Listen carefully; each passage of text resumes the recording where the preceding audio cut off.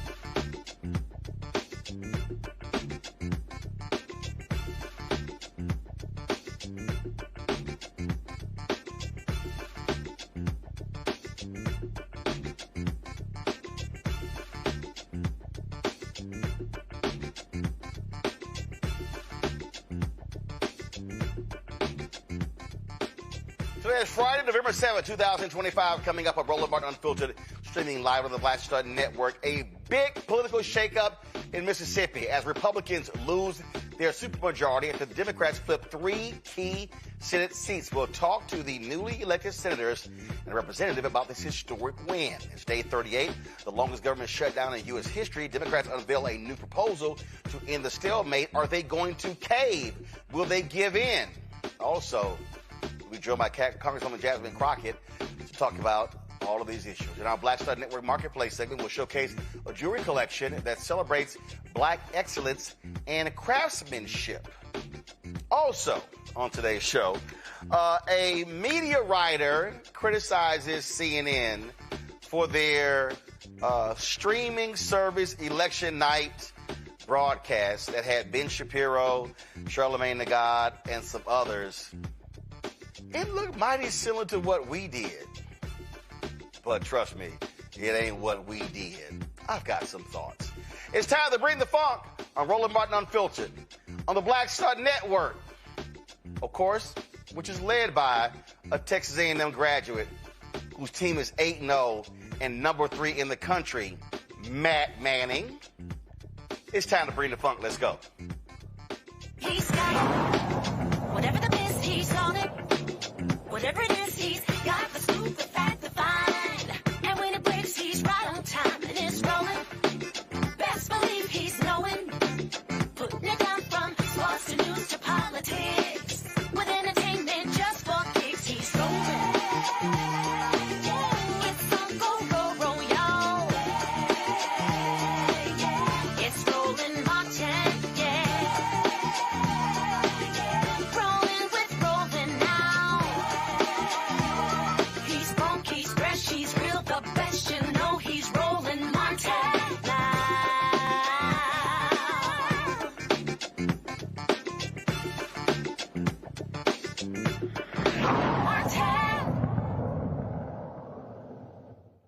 I told y'all every vote matters. In Mississippi, for the first time in more than a decade, Republicans no longer hold a supermajority in the state Senate. This shift follows a federal judge's ruling that Mississippi's old Supreme Court election map violated the Voting Rights Act by diluting the voting power of black voters, prompting the state of forcing them to redraw the map to reflect the population better. As a result, Democrats flipped 3 key Senate seats and 1 House seat, including a major win for former Hattiesburg Mayor Johnny Dupree, who captured District 45 with about 70% of the vote. Incumbent Democratic Senator Reginald Jackson of Marks secured re-election in Senate District 11 with 67% of the vote, defeating his Republican opponent, Kendall Pruitt. And history was made in DeSoto County as Teresa Gillespie Isom became the first black woman ever elected to the state Senate from that area. While Republicans still hold the majority, the supermajority has dropped from 36 to 34 seats, meaning they'll need at least 1 Democrat to cross the aisle to pass major legislation or override a governor's veto. Joining us now is Mississippi State Senator Reginald Jackson, join us in a moment, who had to run again after 2 years because of the map. We also have State Senator-elect Teresa Gillespie Isom and State Representative-elect Justin Crosby. So, how y'all doing? Doing well. Glad to, let's see, can you hear us? Teresa, can you hear us? I don't think Teresa can hear us, folks. All right, Teresa, can you hear me? All right, so let's see here. Let me do a roll call here. Justin, can you hear me? Yes, sir. Loud and clear. All right, Reginald, can you hear me?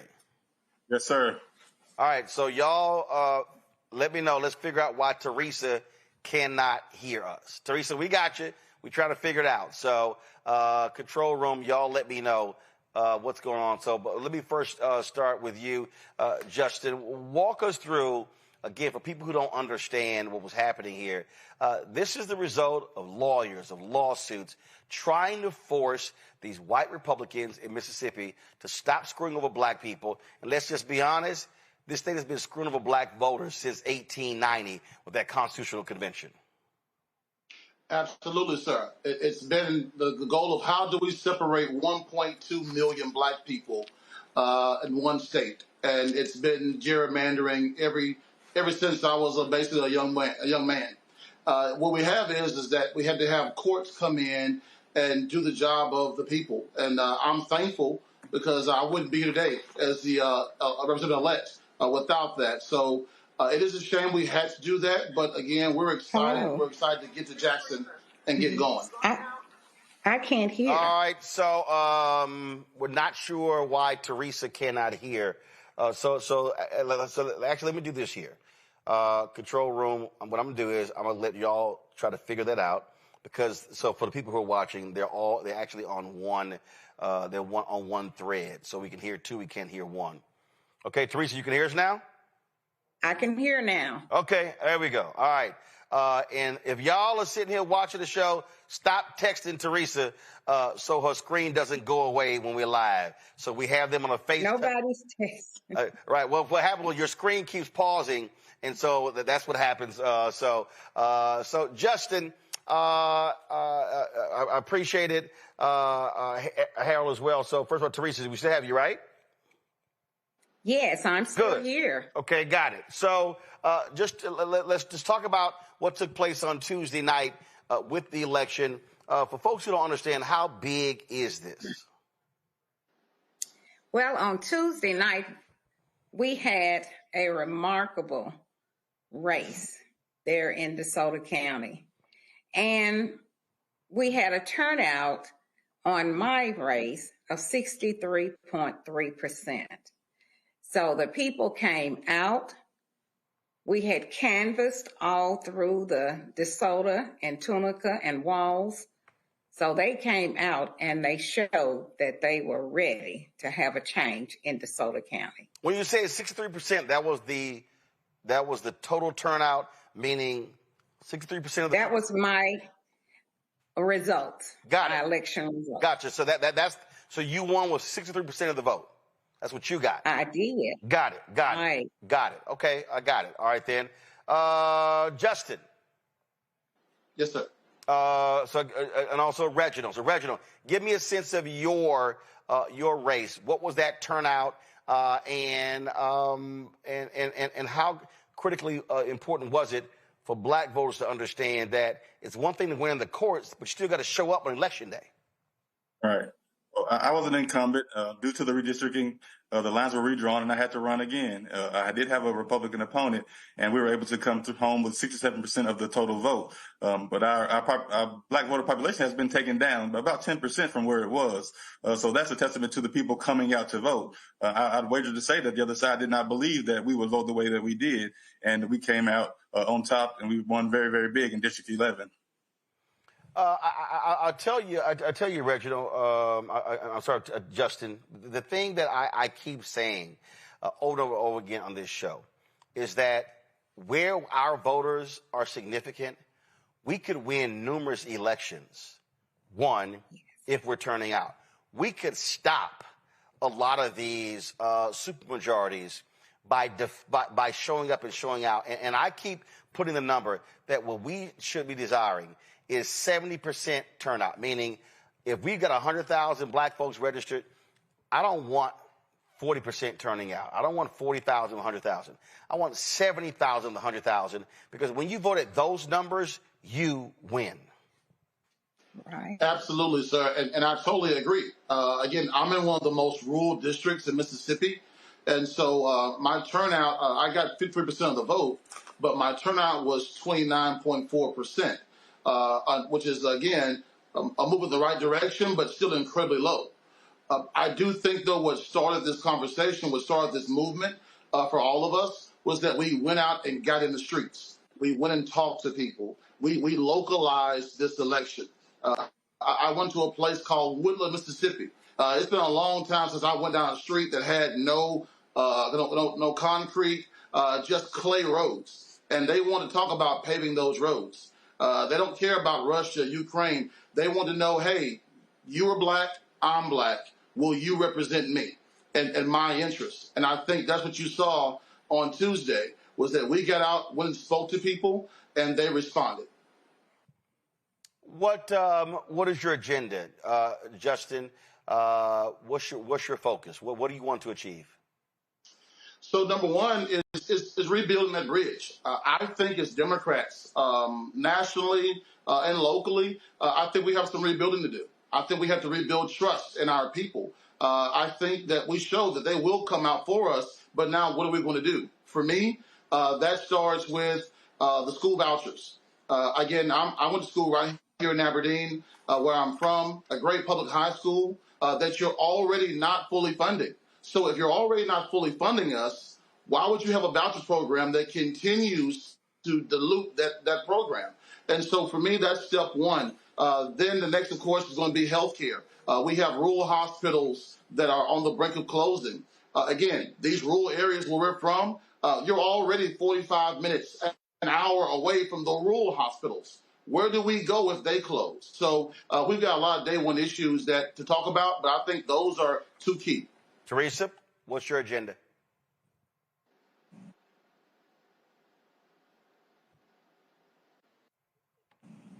Teresa, can you hear me? I can hear now. All right, I couldn't hear anything when Justin was speaking. I got you. What's your focus? What is your agenda once you get sworn in? Well, my agenda is dealing with the full funding of our public schools and also with affordable health care. I have been a nurse and a nurse administrator of a nursing school. So being that the school system is being affected and also with the health care, those are my two major issues that I want to focus in on once I am sworn in. And Reginald. I echo the sentiments of my newly elected colleagues. We're focusing on public school systems and our healthcare systems here in Mississippi. We're the sickest state in this nation by far, and we're trying to get better. Now, we have people in place now that could help us do that. So I'm looking forward to what's going on here in the state of Mississippi. I'm looking forward to getting the voters more engaged and keeping them engaged and increasing that turnout. Right now, we are seeing a change. We're seeing a change in attitude and perception of politics. The people of this state are waking up, and they know that it is time for a change. And I'm excited to be a part of that change. So my focus is to get those people more engaged and more likely to come out and vote and support the policies that will best support them in a healthy Mississippi. All right, folks. Well, look, I certainly appreciate it. Congratulations and good luck with your newfound power. Thanks a lot. Thank you. Thank you. All right, Thank you. and I'm going to bring in our panel. Joining us right now, Michael Imhotep, host African History Network show out of Detroit. Candace Kelly, legal analyst and host Not All Hood, South Orange, New Jersey. Matt Manning, Howard University graduate, civil rights attorney out of Corpus Christi. Never even went to the University of Texas, but he's wearing their stuff. And he's not doing like I am, because I'm repping Dillard today. But glad to have that. Matt, what are y'all like, 20th or something like that? I can't even remember. It's way lower than where we are. Let me start with you, Candy. Yeah, you have nothing to say. Nothing. Not a word. Not a word. Yes. I got something for you. Don't worry about it. I got you. Yes. No, you don't. No, you don't, because you won't be in the playoffs. All right, Candace, I'll start with you. We keep talking about power. And again, we're going to keep emphasizing to black folks, we got to maximize our power. I keep saying, if you in a room and it's dark and there's a lamp, you got to plug it in if you want to get some light. And I just think too many of our folks we're not maximizing our power. And we see what happens there. Districts were created. We turned out. Boom. They win. Yeah, and a lot of the power has to do with actually knowing the system, because you have to get into the system, and ultimately the courts do decide a lot of the changes that actually go on. Now, do you want the Supreme Court today actually deciding something on that level? You do not the way that they're bent. But this is a time where the courts did step in, and it was advantageous. But people have to understand that every time we see something like this happens, you have to take the civic lesson in it. You have to know the local politics. You have to know who's on the school board. You have to know, what it means to be a governor, what it means to kind of go up that way and actually be a representative, be a congressperson, be someone who represents your state.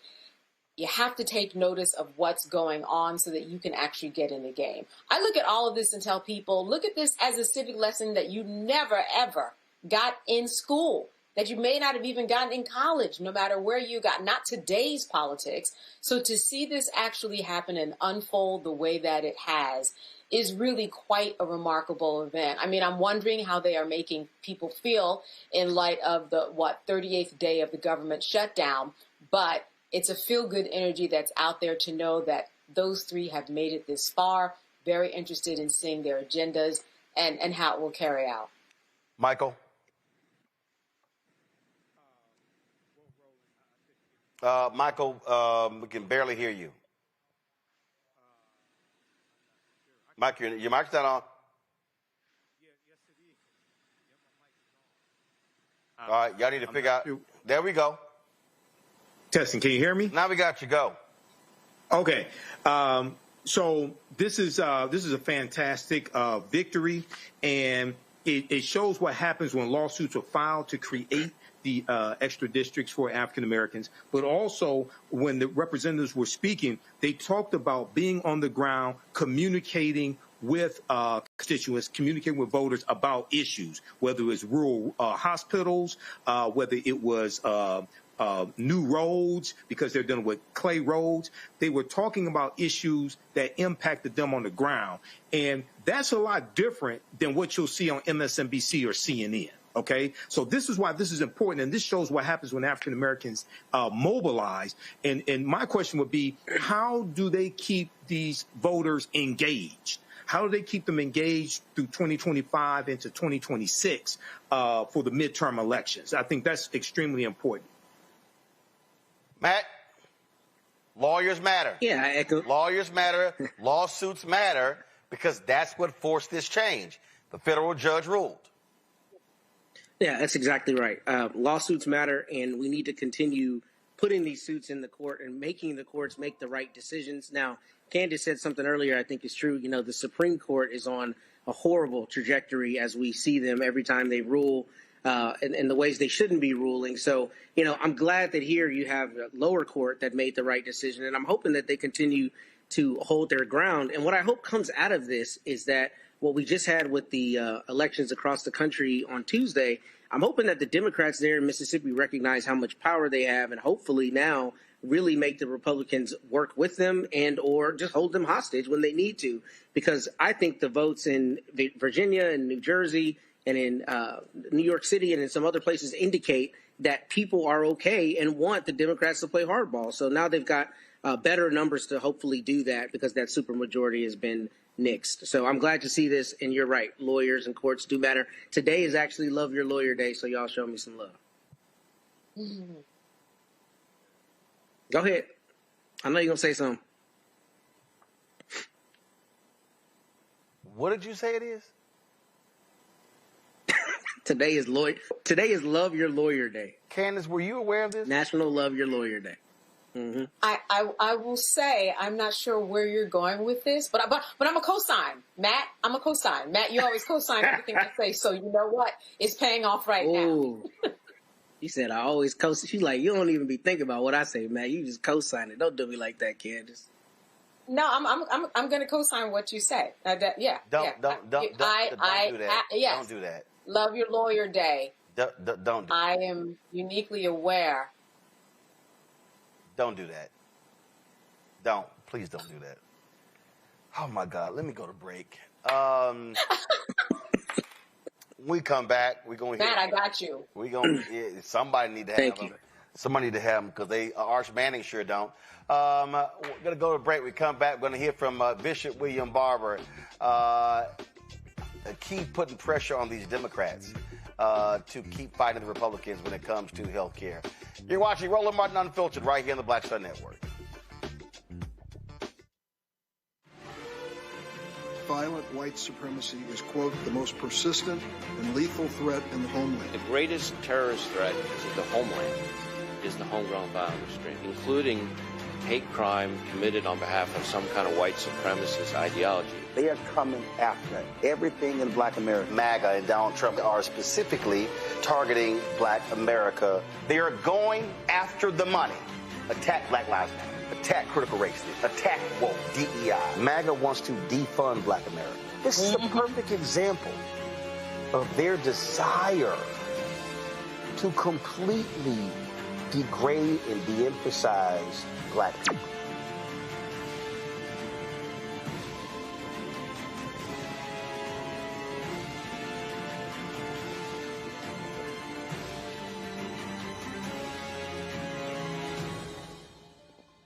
If in this country right now, you have people get up in the morning and the only thing they can think about is how many people they can hurt, and they got the power, that's a time for mourning.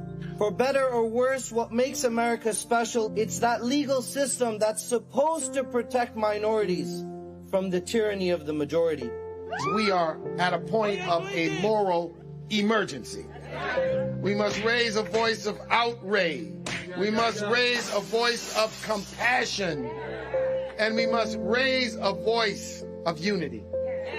We are not in a crisis of party versus party.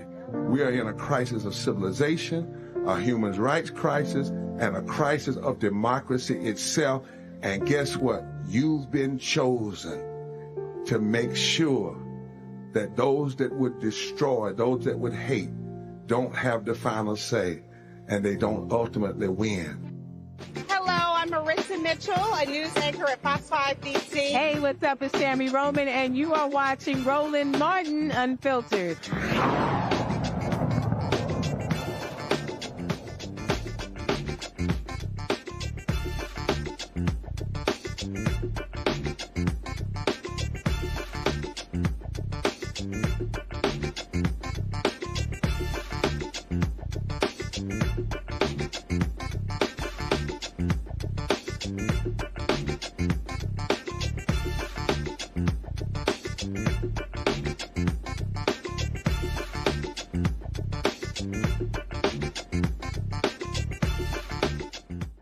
It is day 38, the longest government shutdown in American history. On the Senate floor, Minority Leader Chuck Schumer laid out a new Democratic counterproposal for ending the government shutdown. Check this out. We'd like to offer a simple proposal that would reopen the government and extend the ACA premium tax credits simultaneously, and then have the opportunity to start negotiating longer-term solutions to health care costs. Let's do all three. I've spoken with my caucus, and Democrats are offering a very simple compromise. Democrats are ready to clear the way to quickly pass a government funding bill that includes health care affordability. Leader Thune just needs to add a clean one-year extension of the ACA tax credits to the CR so that we can immediately address rising health care costs. That's not a negotiation. It's an extension of current law, something we do all the time around here, as we all know. But we also offer this. Let's create a bipartisan committee that will continue negotiations after the government reopens on reforms, ahead of next year's enrollment period, to provide long-term certainty that health care costs will be more affordable. This proposal reopens the government and ensures working families who are shopping right now for their health care get certainty and financial relief. While open enrollment has begun, insurers can update their rates after we pass a simple extension of the tax credits. With this approach, we do not negotiate health care in the shutdown, as Leader Thune has maintained he wishes, and the American people get the tax credit extension they want. That is what many of our Republican colleagues have floated over the last 6 weeks as a compromise, a one-year tax credit extension and reforms to the credit beyond that. We will agree with the Republican request not to start negotiations until after the government reopens. All Republicans have to do is say yes to extend current law for 1 year. It makes sense.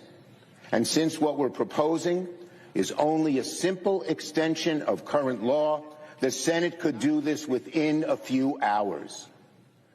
This is a reasonable offer that reopens the government, deals with health care affordability, and begins a process of negotiating reforms to the ACA tax credits for the future.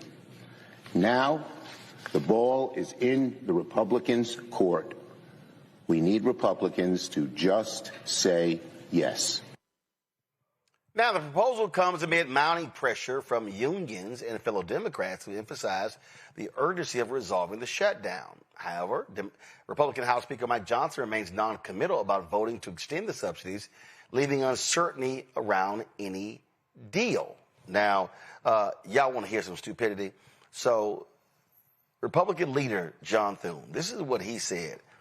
He said something that was just so profoundly dumb to me that it's unbelievable. I can't believe he actually invoked Capitol Police. Listen to this. Junior senator from Connecticut certainly believes in saying the quiet part out loud. This is what he said, and I quote, "I think there will be some pretty substantial damage done to a Democrat brand that has been rehabilitated if on the heels of an election in which the people told us to keep fighting, we immediately stop fighting." He said that on a podcast yesterday. He went on to say that the 2026 election is just 12 months away. And if we surrender without having gotten anything, and we cause a lot of folks in this country who had started to believe in the Democrat Party to retreat again, I worry that it will be hard to sort of get them back up off the mat in time for next fall's election cycle, end quote. Let me repeat that, Mr. President. This is what he said. I worry that it will be hard to sort of get them back up off the mat in time for next fall's election cycle, end quote. Now let that sink in for a minute, Mr. President. I don't think it's a secret to anybody that the Democrats shut down the government for political reasons. There's been plenty of news coverage of the incredible pressure that their far-left base has been exerting. But in case anyone was still under the impression that Democrats were driving this shutdown toward its 40th day out of concern for the American people, well, the junior Democrat from Connecticut pretty handily dispelled that notion. Again, that's what he said. I worry that it'll be hard to sort of get them back off the mat in time for next fall's election cycle, end quote. And just in case anyone needed any additional testimony, Axios reported on Wednesday, and I quote, a set of post-election talking points circulated. All right, so here's what was interesting. Thune was complaining about and saying then how dare Democrats should come in here. They're being protected by Capitol Police, and these people can't pay their bills, and their kids are going out. You mean the same Capitol Police that y'all want to even put a plaque up honoring them that was passed by law? Oh, both Capitol Police. Okay, I got you. Joining us right now, co-convening the Repairs of the Breach Poor People's Campaign, Bishop William Barber. Bishop Barber, you heard Schumer talk about this compromise. What should we be doing? Do we accept this, or we could keep the pressure on? Well, first of all, that word compromise just bothers me so much with Democrats. Even when you have a pure, straightforward moral issues, you told people that you were going to fight to get the health care and to protect health care. Now you're talking about compromise. Why would you compromise on the Affordable Care Act? It's already a compromise. Most people wanted universal health care. Most people want what every senator and every congressperson gets when they get elected to Congress. Every time they talk about compromise, it looks weak. It is weak. People are fired up. People are standing. Why would you? Even Murphy, who's a senator out of Connecticut, was saying, why would you stop fighting now? And then, Roland, why would you trust them with an open government? Because you know, like I know, as soon as they get back, they're going to lie and change and not do what they promised, find ways to get around it. I mean, this is who you're dealing with. You can't suddenly change them. They have to be beaten by people standing on their moral high ground. People are already hurting. In the South, for instance, there are only 2 or 3 states in the South that have even expanded healthcare, even bought into the Affordable Care Act and Medicaid expansion. And so why stop now? At the very moment that people are standing up, well, why did the Democrats always have to come to the table with the compromise instead of letting the Republicans come and just stand on your point? Our point is leave the Affordable Care Act alone. Don't try to desubsidize it, and we can open the government back up. Vote to do that. Vote to extend. It's clear. It's so clear that why would you mess it up by adding something else into the mix and talking about another compromise? And these so-called moderates, Dr. King said the greatest problem to the civil rights community were moderates who were more interested in order and looking good than dealing with problems. And they're going to, every time, get us in more and more trouble. And the people are really sick of this. Stand on your principles, man. That's what we need. And we need to be calling them, Roland. Everybody ought to be calling them. And don't let them say, well, people are hurting. People have been hurting. Even before all of this, 140 million people in poverty, 87 million people uninsured or underinsured, some million people without a living wage. Don't talk about people are hurting now. They've been hurting. And if that's the issue, then you should have been fighting a long time ago, for living wage. This is the same group, Roland, that when we could have had passed living wages, almost $16 an hour in 2021, Democrats, these moderates, joined the Republicans in the Senate and blocked living wages. It's the same group. They always end up leaning into their corporate sponsors or whoever they are and walking away from the people. And it's wrong, and we need to cry it out and say it and call in and push and push and push. Don't you give up now. Don't you turn back now. Don't do that, because that is actually the wrong place to be in this moment. So on that particular point, again, so for the folks who are watching, the folks who are listening, the action that you want them to take, you want them to call Chuck Schumer's office and say, take the compromise off the table, and specifically say what? Specifically say, stay where you started. You said that your goal was to protect the Affordable Care Act. You said that you were against the big, ugly, deadly, destructive bill that would take 20-some million people's health care. You said that you were going to protect the extended, not for a, but you protect them, period. You were going to make it so that never would they touch that. And that needs to be your position. What's going to happen magically in a year? What is this group, this so-called, going to get in and compromise? Again, Roland, it's already a compromise. I want folks to hear that. The Affordable Care Act in itself is a compromise because it's not universal health care. So, one, stay where you started. Stay on the wall. Stay on there. Don't let them push you off. Stay at that point. Take your hands off health care. Don't touch the subsidies. Don't try to change it. None of that. And if they can agree, the Republicans, you want them to say yes to that rather than you saying, oh, here we are. We just want to fix it for a year. Just don't touch it for a year. And listen to this, Roland. If they do it a year, then this is what people need to hear. Let's just say they will agree to this. A year would put you 2 weeks after the elections in 2026. So now you've taken a political issue off the table. In other words, there are times that politicians need to pay for the consequences of their action. Don't take this issue off the table at the very moment that people are coming alive and standing strong and refusing to go along with their lives anymore. This is the wrong time to be talking about compromise. They should be talking about commitment. So many different folk, to your point. We saw what happened election night. We saw folk coming out. We saw folk who were saying, hey, we want to see change. We saw red seats that were flipped as well. And this is not a moment to actually slow your momentum down. You got Donald Trump over there. He's freaking out so much, he's demanding Republicans get rid of the filibuster. Yeah. Let me tell you something, Roland. We had mayor seats in North Carolina. And, I repairs non-politics. But we had mayor seats when we thought would go a certain direction, and the turnout changed them in North Carolina. All over the country, not just in New York. Mississippi broke the Republicans' veto-proof majority in Mississippi, of all places. And so again, 7 million people in the streets just a few weeks ago, no King's Day. Moral Monday's picking up, clergy and impacted people. We were just in the Capitol last week meeting with Hakeem Jeffries, where impacted people, black and white and others, made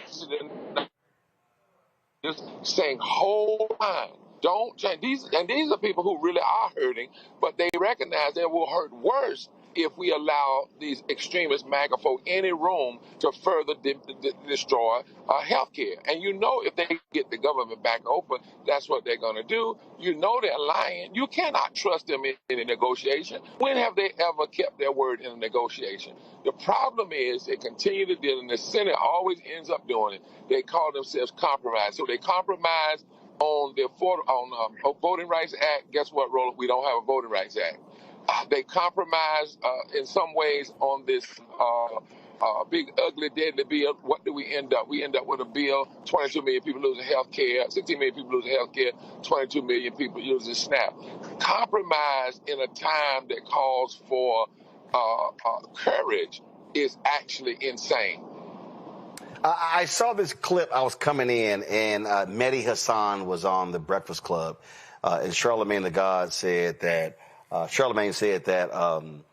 the Democrats, should vote to end the shutdown. And Mehdi said, why? He said Republicans are in control. They got the House, they got the Senate, they got the White House.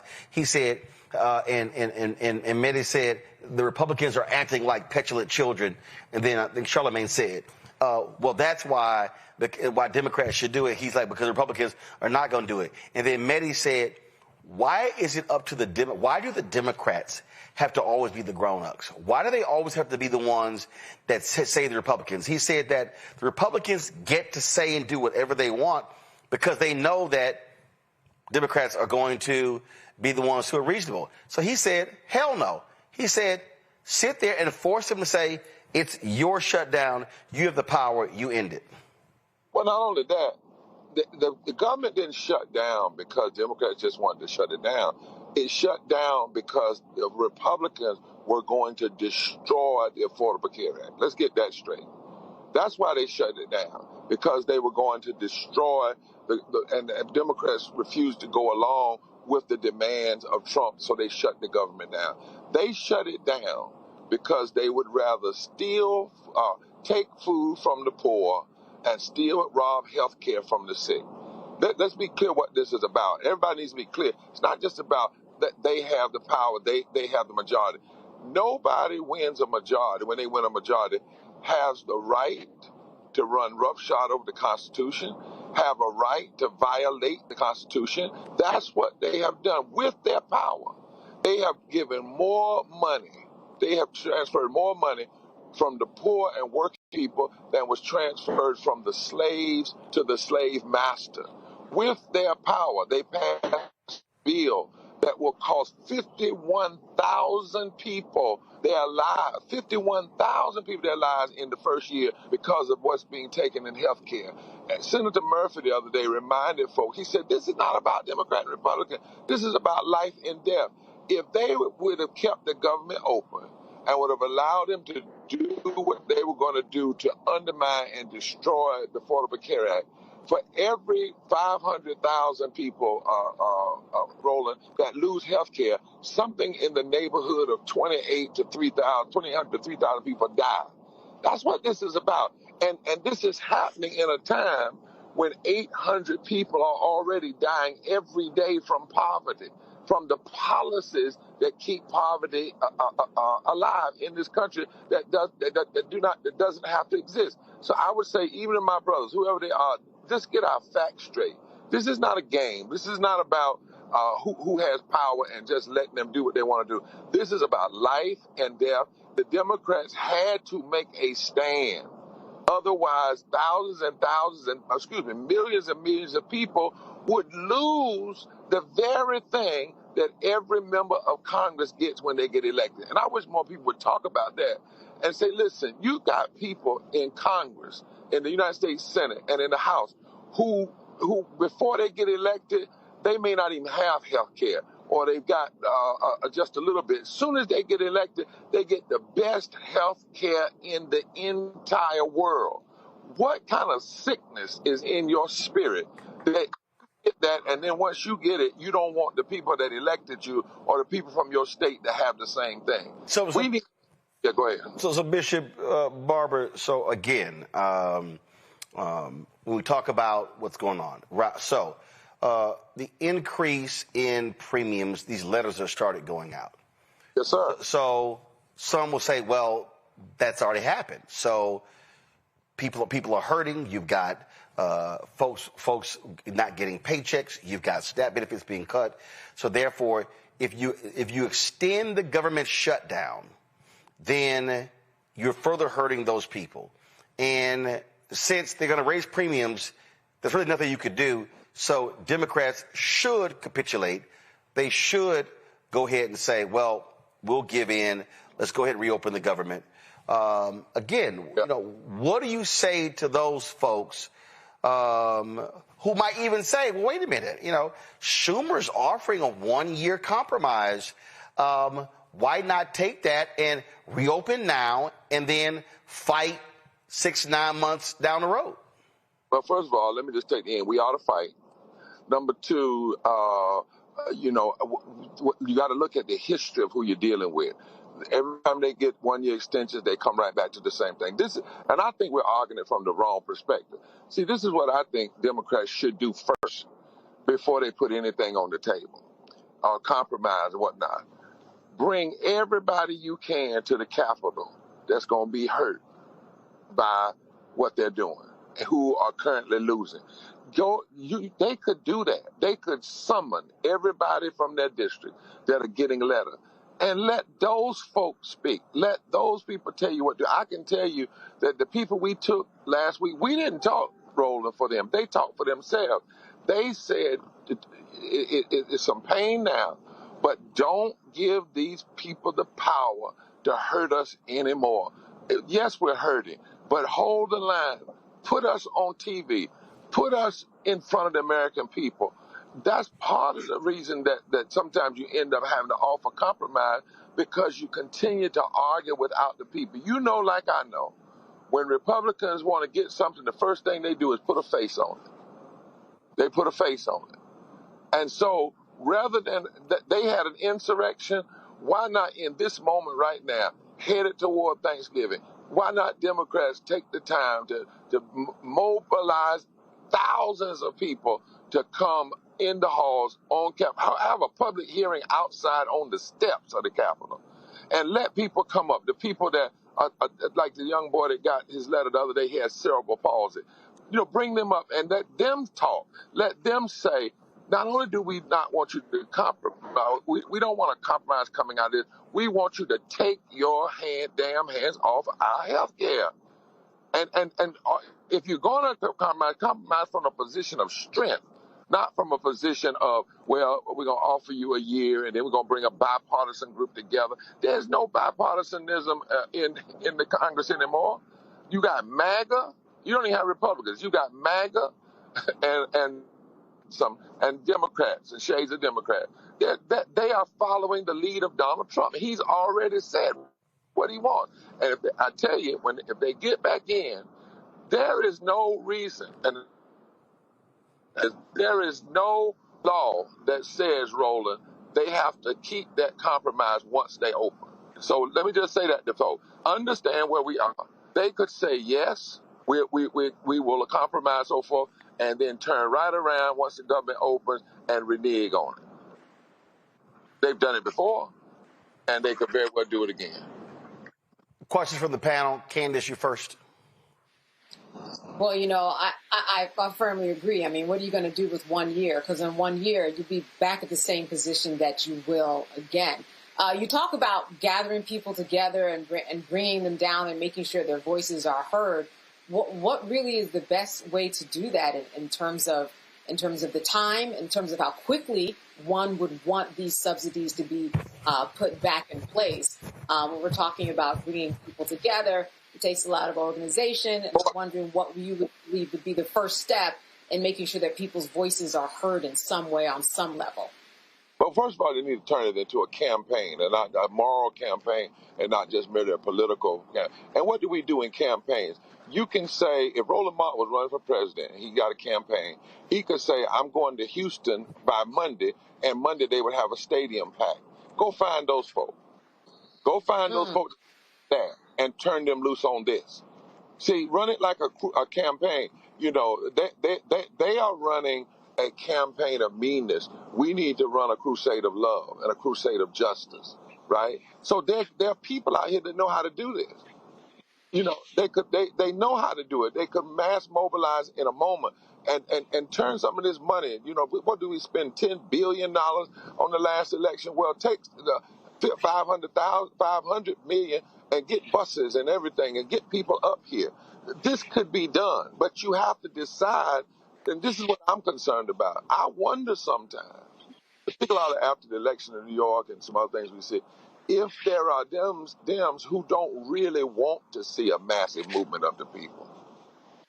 Because a massive movement of the people is not just going to change MAGA, it's going to change Dems. Before I go to Matt, Bishop Barber, a federal appeals court late is leaving in place a lower court decision that requires Donald Trump and his administration to swiftly provide full benefits to the 42 million people who are on SNAP. It was from the U.S. Court of Appeals for the First Circuit that made it clear, because Trump appealed that lower court decision. They said, the appeals court said, no, you got to send them the money. That's right. Got to send him the money. And if he doesn't, we're in constitutional crisis. And that's where we're really headed with this, because this business of him saying, well, I'm going to do partial, I'm going to do a little bit. And by the way, the people are hungry now. You know, my wife pastors, and she's getting call after call after call from all these agencies now, trying to find out where there's food, where there's what's going on. You know, again, you got these people rolling that know how to do mass organization. They've got mass money. Set up, if you really want to be radical Democrat, set up a massive food bank right on the steps of the Capitol and have people come there and get their food and testify. I mean, this is the moment we got to do things that are different, that are radical, that put a face on this, so that it's not just a left versus right argument, a Dem versus Republican, that we really, really expose that this is about life and death. And I want to keep emphasizing that. To your panel, we passed a bill. The Congress passed a bill, even with that, the one that took food stamps and SNAP, and now the additional things that's happening with SNAP. That when that bill was signed, we signed the death certificates of 51,000 people. Just that has not been talked about enough. That has not been put out there enough. We keep running from that issue, and this is fundamentally a moral issue about life and death. And Dems should be figuring out, how do we take the same campaign energy when we're running for office and apply it to this moment. And you remember, Roland, back in the day when a president had a budget or something, they would get on the road. Yep. And they would start promoting it everywhere. Well, that needs to happen right now, but different than it being on the road, we ought to make the people in D.C. have to see the people they're hurting. Yep, absolutely. Put a face on it. Matt. So my question, Reverend Dr. Barber, is I agree with you completely. I'm just interested in your thought about how the Dems shape that messaging. I know you're talking about them doing it as a campaign and framing it morally, which makes perfect sense. But I think their fear is that if they let it languish too long, they're going to look like they played into the suffering of the people. I mean, I think you spoke to that. So how do they need to shape that messaging now, so on the back end of this shutdown, it doesn't look like they played into that, callously? Well, the people want to come and speak. That's one thing that I'm bringing to you from being around. We've been doing Moral Mondays in 10 southern states, and the folk that are coming to Iowa, they want to come to D.C. They want to speak. And actually, you are stronger if you had thousands of people to come and had around-the-clock testifying of those people and people listening. Then you could say we're responding to what the people want.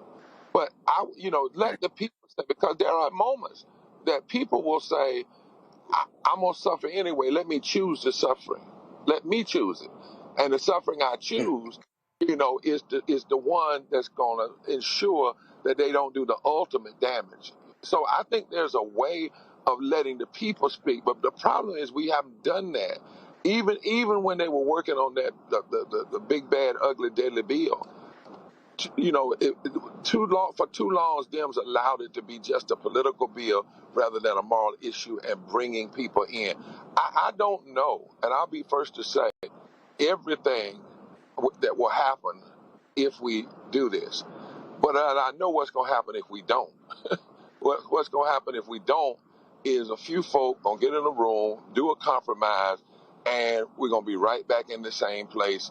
And we may be in a worse place because we're dealing with people who have no credibility, no conviction, and no commitment to the truth. They will lie to you to get what they want and then turn right around and do what they want. We've seen that. Michael. Reverend William Barber, we've seen Trump delay SNAP payments to put pressure on Democrats and their constituents. We've seen him rescind construction projects like for New York, New Jersey, the $18 billion tunnel to put economic pressure on Hakeem Jeffries and Senator Schumer. Do you think Democrats need to organize, and their constituents to organize to put economic pressure on Republicans. And as Dr. King taught us, to redistribute the pain through targeted, sustained economic withdrawal strategies. Maybe target the top 3 or 4 corporations to help finance these Republicans and Trump to put them in power. This is a perfect time of the year because we're going into the Christmas season. What are your thoughts on that? Has there been any talk of economic withdrawal strategies to put economic pressure on Republicans? There is some conversation about that, recognizing that there has to be multiple strategies. One of the things you learn, even if you go back to the Montgomery movement, I don't want to go too far, people think it was just one thing. It was multiple strategies. Yep. It was economic, it was legal, and that does not change. Litigation, agitation, mobilization, voter participation, economic power, economic protest as well. I think it needs to be, yes, it needs to be across the board. And I think that one of the things we need to look at was how we go into this season politically. Roland and I are getting ready to convene a group really soon to take a look at, what really, what number should we be looking at, even in terms of voting, to raise the number of African Americans and others that turn out that could make some of this gerrymandering become dummymandering. Because, for instance, in my state, what they're doing to the 1st Congressional District, and we're talking about both in that district, since they want to challenge it, we're talking about some economic boycott issues, but we're also talking about some massive voter mobilization because they have drawn these maps based on a 45% turnout, which means if we do a 55% turnout, the maps get turned over. So I think my answer to your simple question is yes. We should be, the Dems or whoever and Margaret should be looking at every area. Now, the one thing you have to do, and as you said, I love what you said about targeted. Let's go back to something Bayard Rustin said. He said, if you're going to start a targeted economic pressure, you don't go everywhere and try to do it all over at the same time. You have to target. You have to target, right. Whether it be in a state or whether it be you can't just announce it, and you don't want to do that unless you're serious about it. And that's why, again, one of the things I think that could make people more serious about what you're saying is to first see the faces of the people. This thing is still too technical. It's still too technical, right? And we're trying, moral groups are trying with the few dollars that we have and trying to mobilize and push out. But I contend that the powers that be, that claim they care for these folk, that have all of this money, ought to move from a inside the beltway political strategy to a campaign strategy. And that campaign strategy ought to include multiple layers of pushback, even the economic piece. All right. All right, thank you. Bishop William Barber, always a pleasure. We got to keep the pressure up. Thank you now. Take care, my friend. I appreciate it. Thanks a bunch. All right, we come back. Corrupt as Donald Trump. More pardons of corrupt people. We'll tell you all about it. You're watching Roland Martin Unfiltered on the Black Star Network. Don't forget, support the work that we do. Join our Bring the Funk fan club. Your dollars make it possible. What's to cover stories that matter. We, of course, are focused on some new products, hiring some new staff, and can't wait to make the announcements. But if you want to support the work that we do, join our Bring the Funk fan club. Your dollars make it possible for our growth. If you want to give via Cash App, use the Stripe QR code. Just see it right here, bottom left-hand corner. PayPal's R Martin Unfiltered, Venmo's RM Unfiltered, Zelle, Roland at RolandSMartin.com, Roland at RolandMartinUnfiltered.com. Check some money order and make it payable to Roland Martin Unfiltered, P.O. Box 57196, Washington, D.C. 2003 7-0196. Back in a moment.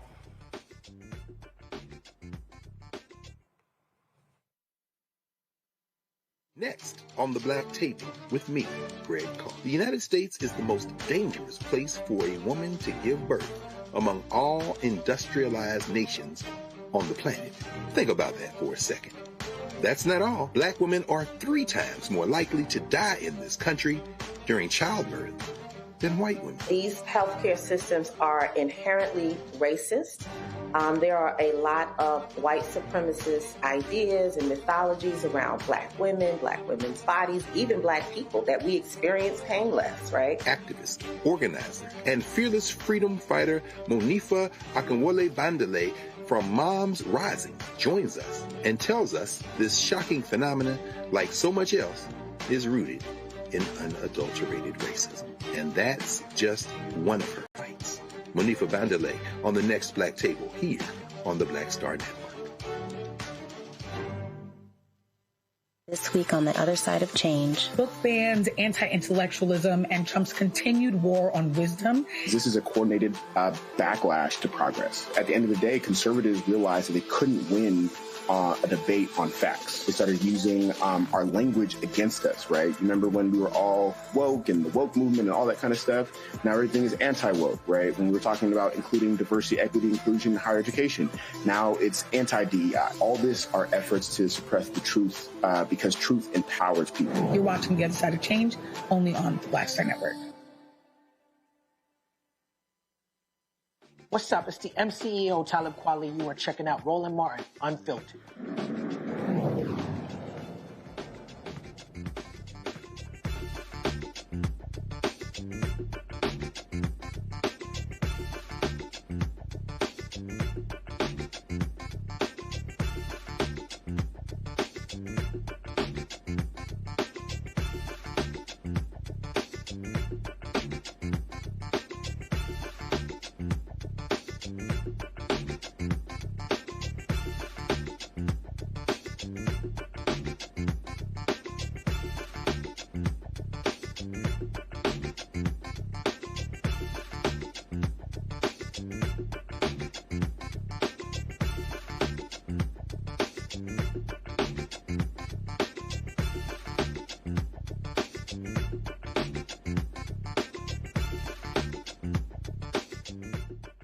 You know, a corrupt person has no problem freeing other corrupt people.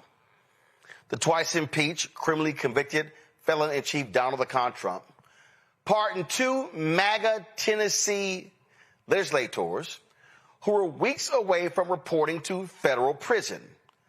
Former Tennessee House Speaker Glenn Casada and his top aide, Cade Cothran, were convicted at trial of more than a dozen public corruption charges related to a scheme where prosecutors said they, along with former state representative Robin Smith, defrauded taxpayers through a state-funded legislative mailer program. In September, U.S. District Judge Eli Richardson ordered Casada to self-report to the Federal Bureau of Prisons on November 21st, where he was to serve a 3-year prison term. He ordered Cothran to self-report to prison on November 17th to serve a 2.5-year prison term. But Donald Trump said, y'all ain't got to worry about that. I mean, you know what? The Biden people pursued y'all. And you know what? You're not going to federal prison. You're not going to federal prison. In addition to that, Donald Trump also pardoned another corrupt dude out of New York. Yeah. Oh, yeah. Let me pull that one up, y'all. And the Trump folks said, no, that guy, he didn't do anything wrong. That guy, he actually was tricked. That's right. So Trump, they pardoned an ex-cop who was convicted in a Chinese plot. Michael McMahon. Prosecutor said he acted as a legal agent in a conspiracy to target a Chinese family in New Jersey. White House says, no, he was tricked. He was tricked. He was sentenced to 18 months in prison for his participation in a Chinese government plot to locate, surveil, and intimidate a New Jersey family. Donald Trump said, nah, we're good. What you have here, Candace, is Donald Trump passing out get-out-of-jail favors. Many people suspect he getting kickbacks to do it. This man don't give a damn about the rule of law. He has let more people off for corruption just shameful, despicable. And every time it's, oh, the Bidens over pursued, even when there are cases where the prosecution started under his ass. So, what he is doing is he is displacing the whole judicial process. Because people who go through and they're corrupt and they're convicted of certain crimes, they know that, in my back pocket, I might have Donald Trump, because there's no limitation to the amount of pardons and clemency that he can give. So you are right. This is something that has become highly politicized. I mean, let's face it, in the past, there, Jimmy Carter, certainly he got some people off because they dodged the war, and we know about Nixon. I mean, it is a political football, but at the number that Donald Trump is doing this, it is unprecedented, and that's what he's doing. He's creating precedents so that he can have even more power. He's building upon all of this, and nobody is stopping him. He's merging everything that we know to be separate. He's really changing kind of the Constitution even as we know it. We're just seeing it in front of our eyes, but it's slowly happening. And then eventually we realize, wait a minute, where are all of our rights? But I think another thing to point out is that he also pardoned Darryl Strawberry. And the reason why that's important and is politicized is because we know the numbers of black men that have been voting Republican. And who has he been removing? It's not black women, by and large, that he has been pardoning and, commuting their sentences. It's black men. And he's doing that because it is something that he's making a point politically. And whenever he does something in terms of pardoning a black man, black men listen and he gets points. And he knows that. So it's all strategy. It's all PR and marketing for the Republican Party. Yep, and because Strawberry got pardoned for a tax charge. And listen, Matt, what makes it even worse, the folks who Trump is letting out, he say, oh, don't worry about it. You don't even have to pay back any of your fines. He's just letting all kind of folks. I mean, the crypto dude, Carlos Watson, and that scheme he was involved in. It's millions upon millions of dollars that victims were supposed to receive. Trump said, don't worry about it. You're good. Yeah, also pay me $230 million because I'm a victim, right? Because I was prosecuted. Look, I mean, the thing that is really kind of baffling to me about this is for all the people who will tell you that the founders were these geniuses who came up with all these various checks and balances. If you realize it, I mean, the pardon power is one of the most unchecked powers that the president has that can be used at any point after, the inception of a criminal prosecution, from my understanding, and he can use it unfettered. So the problem is he's got an actual constitutional right to do this. And when you have a Supreme Court that's saying, with the unitary executive, basically everything he does is immunized, which is ultimately what they've said, then exactly like you're saying, I'm thinking there's kickbacks or there's something on the back end for that because, you've already got Bill Lee, the governor of Tennessee, in your pocket. Why do you need to pardon this guy? It's probably because you got a fat stack of cash. But there's not anything that can really be done about that. And that's a strange thing to me that the founders didn't have a greater mechanism for ensuring that this kind of abuse didn't happen. But I don't really know what can be done is the problem because, it is a constitutional power he's expressly afforded. And we know that the Supreme Court isn't going to engraft on any limitations on that or find any way to say that it's outside of the realm of power because it's an expressly afforded Article 2 right. So I think you're right about your analysis, but I don't know what you can really do about it besides watch him continue to do it till he isn't at 1600 Pennsylvania. I'm going to say it again, Michael. Republicans lose in 2028. Democrats should say, all bets are off. Yeah, they need to prosecute all these criminals, definitely. And I don't care how old they are either. I don't care. Hold on. I'm going to get to the prosecution. I'm talking about Democrats always are playing by a set of rules. No, if we do that, they're going to criticize us. No, I'm telling you, the energy that I need from the next Democratic president is like, sit your ass down. What I need from the next Democratic president is Pete Ducey, sit your ass down. We ain't calling on you. No, I'm telling what I want. I'm telling you, next candidate, every Democrat that runs in 28, sir, are you releasing your taxes? Nope. Are you releasing your college transcripts? Nope. No. Trump didn't release his. Are you going to put your money in the blind trust? Nope.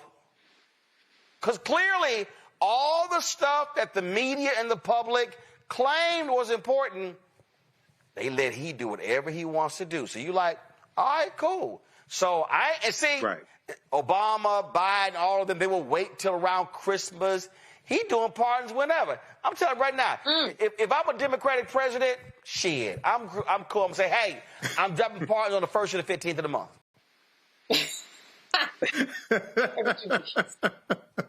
The 1st and the 15th. Right. So there's a number of things here. We're dealing with a criminal, so this is to be expected, right?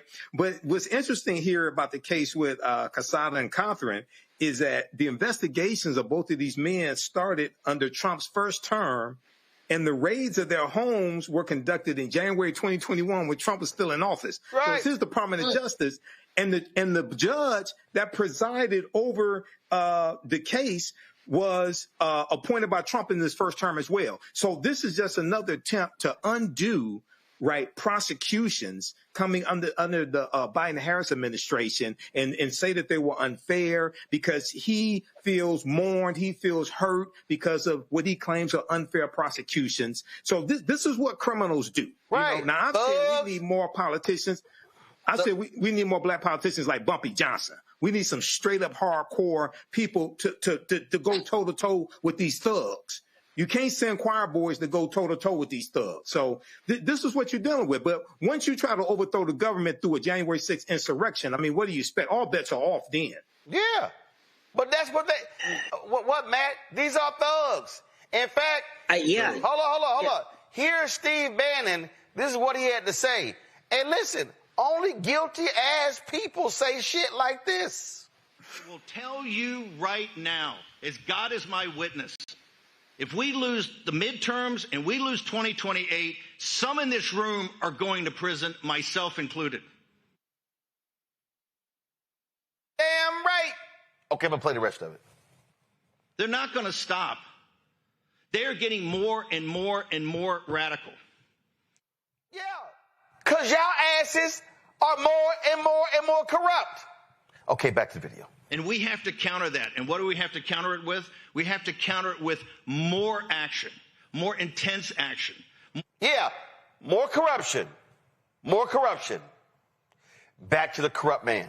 More urgency. We're burning daylight. If you look across every aspect of this, we have to codify what President Trump has done by executive order. Okay, what he's saying is, okay, all the illegal shit we've done, we got to make that stuff law so it really ain't illegal. Right? We have to codify it. And people say, well, they're just going to be messing bills and pass Senate. We got to put aside these structural barriers and get on with it. Okay, what he's saying is the thing called the law of the Constitution, can we just move that aside because it's really kind of get in our way? President Trump today gave to the Senate when they came over for breakfast, even Lindsey Graham, some of the guys he liked, and some of these institutions, I understand. This is a very tough decision to make. And you're going to see some people in the conservative movement that not in a million years, because I talked to him today, quite frankly, I had Hawley on the show this morning, Josh Hawley, and he's talking about it. And I'm trying to play the institution. Well, they called me up this afternoon and said, let's go through the 10 reasons we need to do it. And these are heavy hitters on what I would call the constitutional, the limited government constitutionalist in our movement. Okay, I got 10 reasons why your ass need a bath. Okay, back to the video. And they're about to come out over the next couple of days and make this argument because it said, look, we have to understand that if we don't take this to the maximum, a maximalist strategy now with a sense of urgency, and in doing this, seize the institutions, if we don't do that now, we're going to lose this chance forever because you're never going to have another Trump, right? You're just not going to have it. Right. So what he's saying is you are never, Matt, going to have somebody with no morals, no values, no ethics, no principles, no integrity, no honor, no decency, no bottom. We truly right now have the best person in the world, which is an absolute, undeniable, corrupt ass fool sitting in the Oval Office. Yeah, that's right. And look, they're not hiding their hands. They're making their playbook known, and they've been doing that for a long time. You and Michael on this show talked about Project 2025 for years before we saw it applied. The reason I responded that way, though, is because I worry philosophically that if we embolden each side to come in and then be no holds barred in response, that you're never going to have any stability. And I don't know how you toe the balance between not being weak and not letting the Republicans run roughshod and playing their game against them, but also redefining some kind of stability to the government. No. That's You can have that way, because I don't know how you do that. Here's stability. You broke the law. You paid the price. Stability. See, again, here's the perfect example that is the issue that I have. Republicans don't believe in rules. They don't believe in norms. So their whole deal is, we're going to do whatever because we got power. Democrats go, we believe in norms, but then you don't maximize power. I'm not saying a Democrat should come in and say, yeah, I'm going to take a $500 million plane from Qatar. And then we're going to convert it on the taxpayer dime. And then when I leave office, y'all going to give it to my library for us to use. That's what this thug is talking about here. What I'm talking about is the things that used to be, oh my God, I can't believe that. I can't believe year in he pardoned these people. No, I think the next Democrat should say, I'm going to pardon somebody when I want to. I'm going to sit here and, oh, yeah, marijuana convictions, y'all all gone. Okay, and what I want the next Democratic president to say, I'm putting the SEC commissioner, what was the line my man used in Training Day? What was the line Denzel used when he said I'm putting I'm hitting all on all you. Yeah, I'm putting charges on all y'all. What I want Lena Khan back at the Federal Trade Commission. I want folk back who gonna say, we going after every thug, every person. We going, all those folks who got inside information on the crypto, we going after everybody. Because, listen, we ain't even hit year one. These people, Matt, they want to rape and pillage all of it. They want to leave this thing in tatters, so jacked up, so screwed up, where it may take 30 years to fix. Nah, hell no. I ain't gonna let 30 years. I'm talking about if I'm a Democratic president, I'm coming in and I got prosecutors everywhere. I'm going through every document. I'm sitting here looking at everything because these people are ridiculously corrupt. And I wouldn't be surprised if Donald Trump knows it, and when he leaves, forget the pardons that Biden, he probably going to say, I'm pardoning everybody who I've talked to in 4 years. This is how corrupt these people are. We have never, in the history of the United States, we have never, ever, Richard Nixon looks like a preschooler compared to this thug. Yeah. I agree with that completely. My concern is less about abject corruption and is more about the expansion of the executive power to the point that we have a king or a quasi-king. And what I'm saying is, I don't know how a Democratic president can come in and just eschew all norms and then we not create the same environment for corruption to run rampant. Now, maybe not to this extent, right? But the problem is, if all the guardrails are gone, all the norms are gone, and we're all promoting that the next person come in and just go to sixth gear and do whatever they want, I think we run the risk of creating the same issue to a lesser degree, because you're probably not going to ever have another Trump who's this brazenly corrupt. But I think you create the circumstances for corruption, and I don't know philosophically how you address that going forward, but also understanding that, you know, we're trying to operate in good faith and Republicans aren't. Like, to your point, they don't care about the rules. So that's why I reacted that way. I don't know. Right, but here's the thing for me, Candace.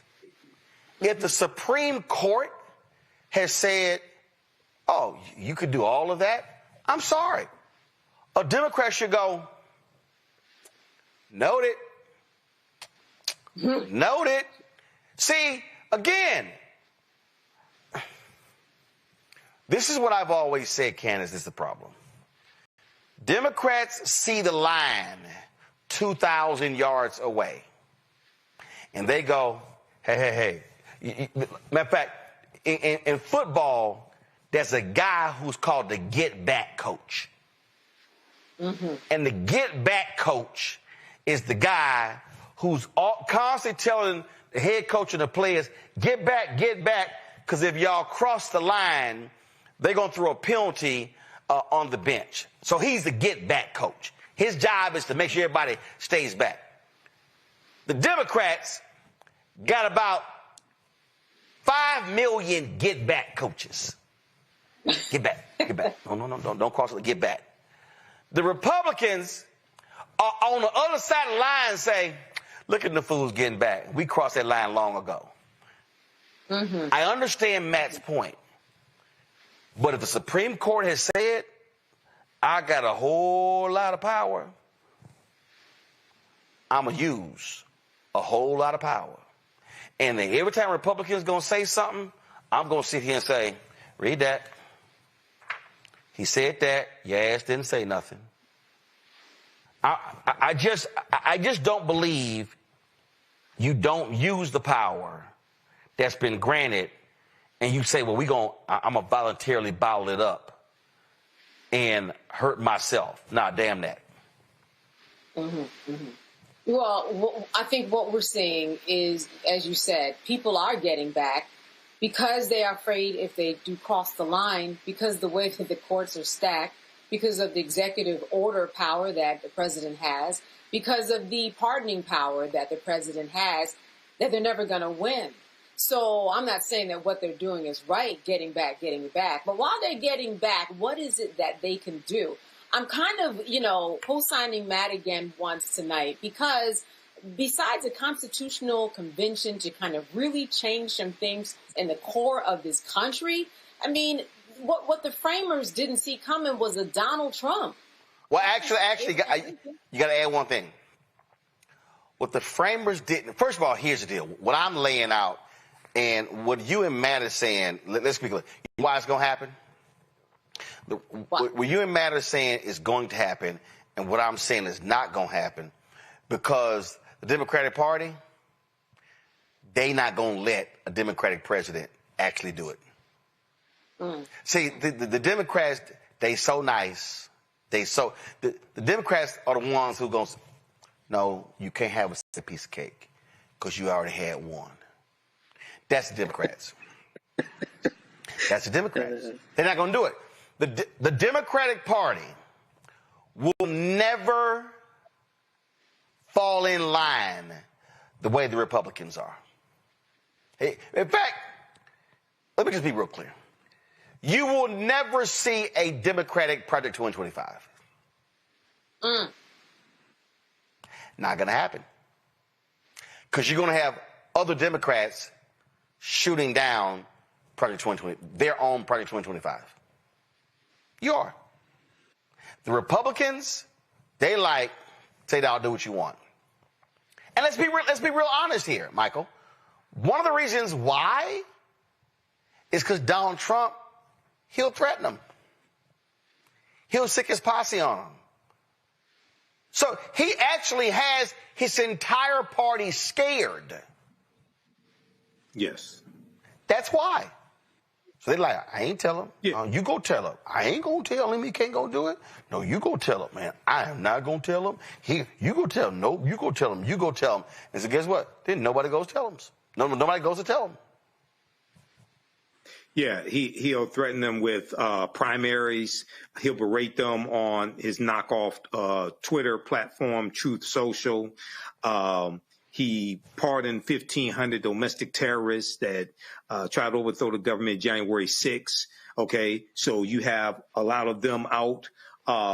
And we saw one just was arrested for making threats against Hakeem Jeffries. So, yeah, he operates as a mob boss. Okay, but at the same time, you have weak-ass Republicans who don't stand up to power, who need to be voted out of office. They need to be taken out of power.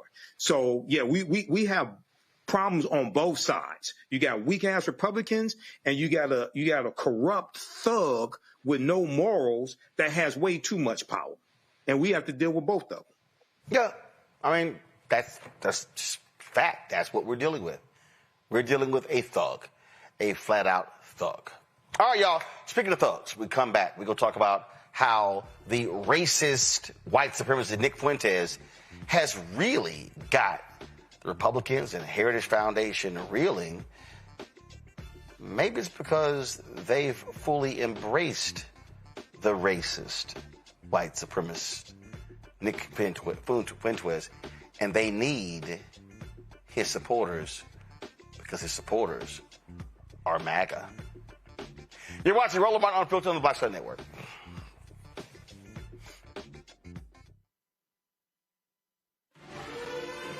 Violent white supremacy is, quote, the most persistent and lethal threat in the homeland. The greatest terrorist threat to the homeland is the homegrown violence stream, including hate crime committed on behalf of some kind of white supremacist ideology. They are coming after everything in Black America. MAGA and Donald Trump are specifically targeting Black America. They are going after the money. Attack Black Lives Matter. Attack critical race theory. Attack woke, DEI. MAGA wants to defund Black America. This is a perfect example of their desire to completely degrade and de-emphasize Black people.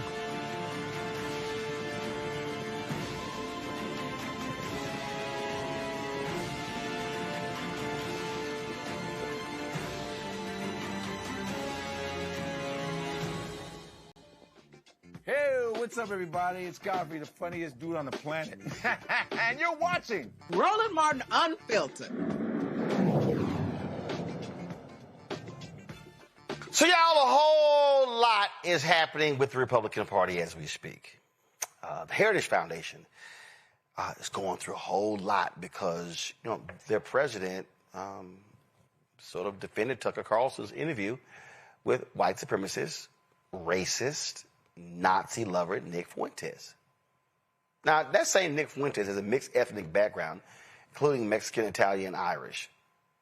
He literally has said some absolutely wildish, outlandish, racist stuff, and he's got millions following him, and they love him. This is what he said on March 28th. You say that everybody kind of realizes women need to be taken down a peg. Women are in control. Women are running our lives. They're clearly not up to the task. They need to be taken down a peg. And equally, just like the obfuscation with Jews, you have all these people saying, no, that's not the problem. The problem is modern women. They say it's all these degenerate modern women. You need to find yourself a good girl who's traditional and Christian and conservative. It's like they're telling us what to do, too. They're talking way too much, too. Half the time when you go on Twitter and you have some stupid bitch wagging her finger in your face, she's a Christian. She's got a Proverbs in bio. She's got a Bible verse in her bio. People say, no, it's just those degenerate, modern, left-wing, blue-haired feminist girls. I want a good trad Christian girl. Half the time it's the girls with the Bible verses in the bio that are the problem. So they're always coming up with, no, it's not the Jews. No, it's not women. No, it's not blacks. It's actually really complicated. No, it fucking isn't at all. Jews are running society. Women need to shut the fuck up. Blacks need to be imprisoned for the most part. And we would live in paradise. It's that simple. It's literally that simple. Anyway, that's the big picture. You know, that's your macro level, 30,000. All right, we're not done. Check this out. Women don't support me. Women are irrational and sensitive. It's just like my whole life. My whole life. Because I was always like the class clown. I was always like bullying women. And women have always been like simultaneously charmed, but also like, oh, stop it. Oh, you're so annoying. You know what I mean? That kind of thing. That's how women are with like with my personality type, where you're like a rascal, you know, you're like a bastard. And they're kind of like, because I'm like a rule breaker and stuff. And so women simultaneously are intrigued by that, but they also have to pretend like they're not, because women, it's sort of like how a lot of women want to be raped. And when I say raped, I mean like, that sounds bad when I say it like that. But there's like a lot of women that really want a guy to beat the shit out of them. Yeah, now mind you, this is the guy Tucker Carlson interviewed. And Tucker Carlson sat down for a conversation with Megyn Kelly. It was like yesterday. And he actually defended the sit down. And he said he doesn't care if he gets criticized, all that sort of stuff. He said, hey, you know, I want to sit here and I'm interested in hearing people actually think. Listen. Is not only being challenged in our country, it's being disregarded.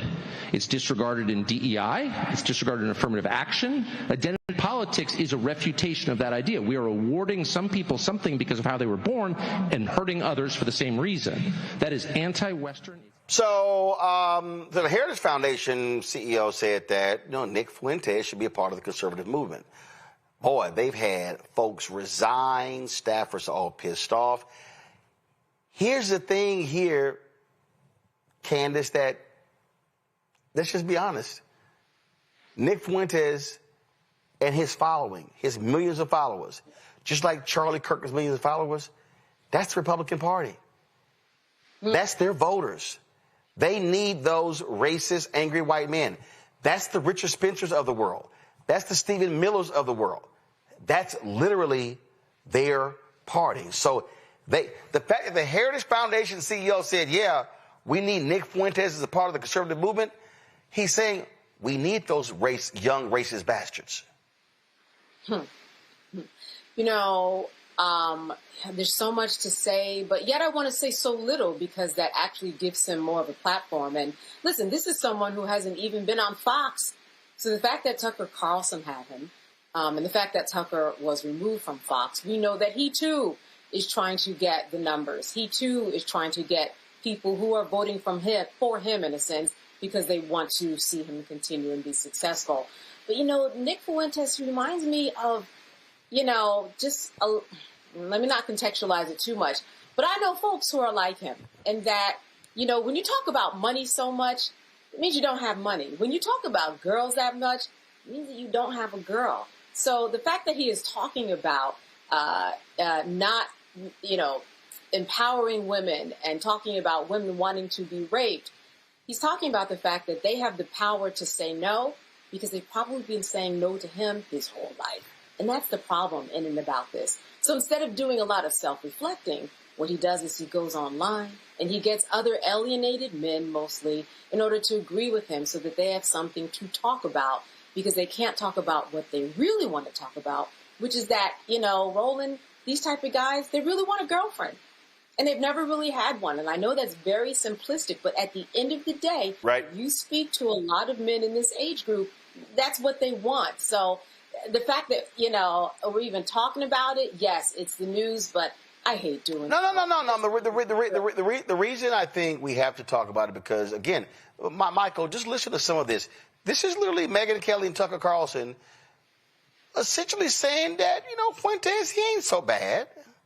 The main criticism, as I understand it, has been, well, yes, platforming. They say that. I don't accept platforming as a valid objection. What is that a verb, by the way? You take a noun and you make it into a verb and nobody says anything? As a former editor, I say no. Yeah, agreed. Okay. Honestly, but as far as I know, Nick Fuentes hasn't eaten anyone. Jeffrey Dahmer ate people, and he was platformed by Diane Sawyer. Dude, we have a sitting member of Congress. I spoke to the Speaker of the House about this today. We have a sitting member of Congress from Florida called Randy Fine, who is literally texted or put on Twitter, we should kill them all. Every single one. Someone texted a picture of a dead baby, and he laughs at it. And it's like, this guy's a lawmaker who's appropriating money to a military committing genocide, and that's cool? It's not cool. No. And let's just be honest. That is much worse than anything Nick Fuentes has said. Period. And they clapped, Michael. Well, this is the white nationalist, white supremacist party that we're looking at that's trying to preserve genetic white survival. There's a fear of the browning of America, as you've talked about in your book, White Fear.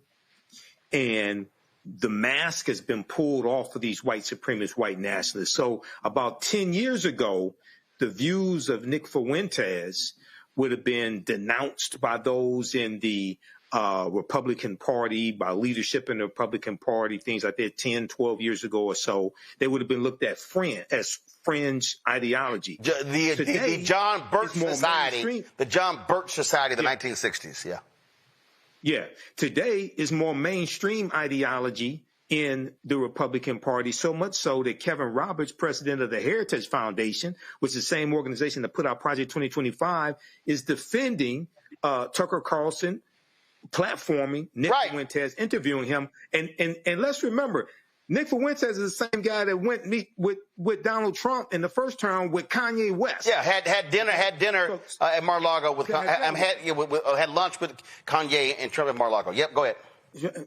Yep. So this is who these people are. We need to pay close attention because Nick Fuentes, I think, even though his movement, the Gropers, I think it was called, they didn't think Charlie Kirk, they thought Charlie Kirk was a fraud and didn't think he was harsh enough, things like that. Yeah, Charlie Kirk was their competition. Charlie Kirk was their competition, but I think Nick Fuentes is trying to move into that lane. Well, hold up. This is the New York Times right here. Nick Fuentes was Charlie Kirk's bitter enemy. Now he's becoming his successor, and they got this really cool photo, this earthy photo of him. That's what you're dealing with. Matt, these are racists. And the Republican Party is saying, yo, we down with the racists as long as they turn out votes on our side. Full stop. And they're racist actors because I guarantee you Nick Fuentes ain't going down the street telling any brother that he needs to be locked up. I mean, it's his keyboard warrior, right? He's sitting behind a microphone. He's probably getting a little kickback like Candace was saying. It's all about money for him. But, these are the people who give voice to all of the neighbors that live on our street who have these same racist views, who will never say it out in public, but they're at home, running up his views on YouTube because this is what they really think. And I think the Republican Party brazenly saying we're bringing these people into the fold is not only disgusting, but what you see a lot with these people is they always try to find a way to one-off it and sanitize it and make it not what it is, right? I mean, even Megyn Kelly talking about Dahmer having been platformed. I never saw that Nick Fuentes ate somebody. I mean, that's part and parcel with the kind of thing that you see where they're like, well, he probably shouldn't say that, but maybe he's really not that bad. No, he's a flaming racist. And, I think it's acting. I think it's bad acting. But I also think that there's a power void now that Charlie Kirk is gone, and he's trying to fill that void because he's an actor. But I guarantee you he ain't saying none of this on the street. It's a whole lot going on, and what people are calling for right now is the opposition. They're calling on people to fight back. They're calling on people to stand up and challenge the other side, not give in, not bend, not buckle. That's what they're doing. And what is required here is for fighters to stand up, to emerge. That's what's required. And one of those folks is our next guest, Congresswoman Jasmine Crockett.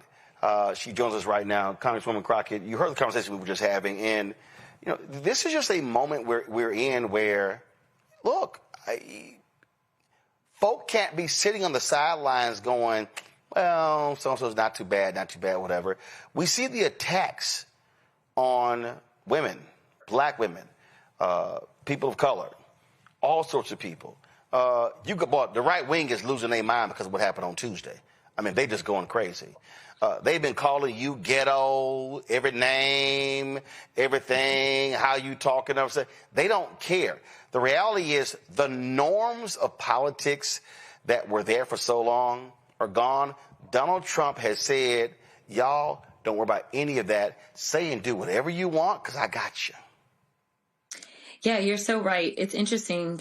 When we did our field hearing in Chicago as it relates to ICE and what's going on there, under amazing leadership, might I add, we know that the mayor of Chicago, Brandon, has been doing an amazing job in defense of his people. But I made sure to point out that a friend of mine who is currently federal law enforcement said to me that he always sees a shift in what takes place based upon the tone that is set at the top.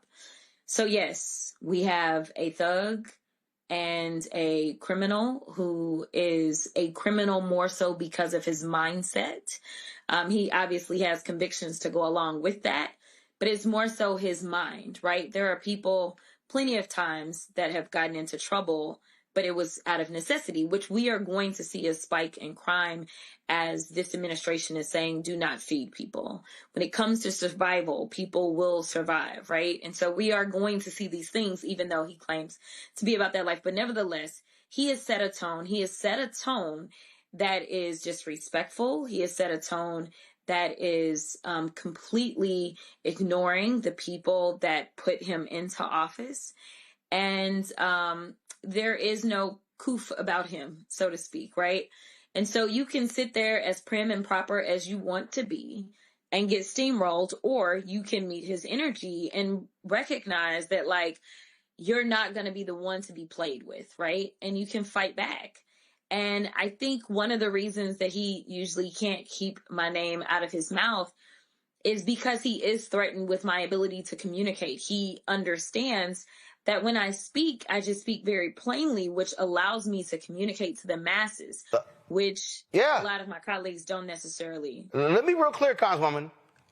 I had a very well-known Republican tell me the reason our side hates Jasmine Crockett is because she's good. He was like, he said it. He was like, she drives us up the wall because she's good. Those were his exact words. Yeah, I don't doubt it. I mean, I've literally, as you know, I'm constantly traveling the country. And, I've had Republicans walk up to me and tell me, they, first of all, make it clear that they love me. And then they make it clear that they are Republicans. And they tell me that they don't necessarily agree with everything that I say or my stances, but they, number one, love the fact that I am always standing on my own 2 feet and I am fighting for what I believe in. Like, they genuinely believe what it is that I'm fighting for when I'm fighting. Even if they disagree with the fight, they know that no one is controlling me. And number two, people know that I have my education.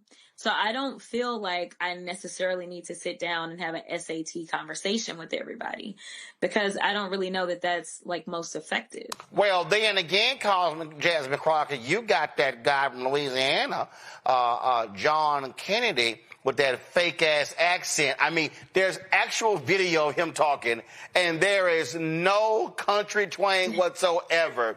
And he's over there and he is just talking like he's just homespun stuff. Mm-hmm. Yeah. No, I mean, what the Republicans have been effective at doing is they love to throw a bomb, right? And usually the Democrats will scurry and go ahead and spread the news about the bomb, right? I am so appreciative of our party because they are kind of like, you know what, we not falling for that anymore. And hopefully we can keep up this energy. If you remember, there were a lot of people saying that Jay Jones was not going to pull off the attorney general position in Virginia. And there were Democrats saying, oh my God, he sent this terrible text message. He needs to resign and not run. And we not have anybody. Oh, 10 years ago, he would have been forced to resign. He would have been forced to drop out of the campaign. Listen, there were still Democrats that were talking about it. And my deal was, say what you got to say, denounce what he did. But in this moment, do you trust this Republican attorney general to stand up when it is the state legislature that decides that they need to fight fire with fire and give us more seats out of Virginia to go to the U.S. House because they're trying to balance out this power struggle that Trump is on? Or when it comes down to Trump deciding that he's not going to send appropriated dollars to the state of Virginia, do you think that the Republican AG is going to be the one to sign up to go and get those dollars? No. So at the end of the day, you got to put your mask on first. And so you can say he is not my favorite person. And I just appreciated that the Democrats got rid of kind of the purity test. You can have whatever issues you have with him. But at the end of the day, you got to make sure you're looking out for you. And I was very excited to see that he was able to pull off the win. Not that I know him. I've never met him. I've never talked to him. But because it seems like people did not get caught up in the distractions. And that is what the Republicans are very good at. There is no way that the Republicans get to point fingers while we have the most corrupt president ever in the history of this country sitting on his wannabe throne. Absolutely not. We got to do what we got to do. And we may not necessarily have perfect soldiers in this fight, but we need fighters. And we can't afford to cede any territory. And so I was very excited for what happened on November 4th. And Trump is the one that basically does not have a poker face. It was clear that he was very upset about what happened.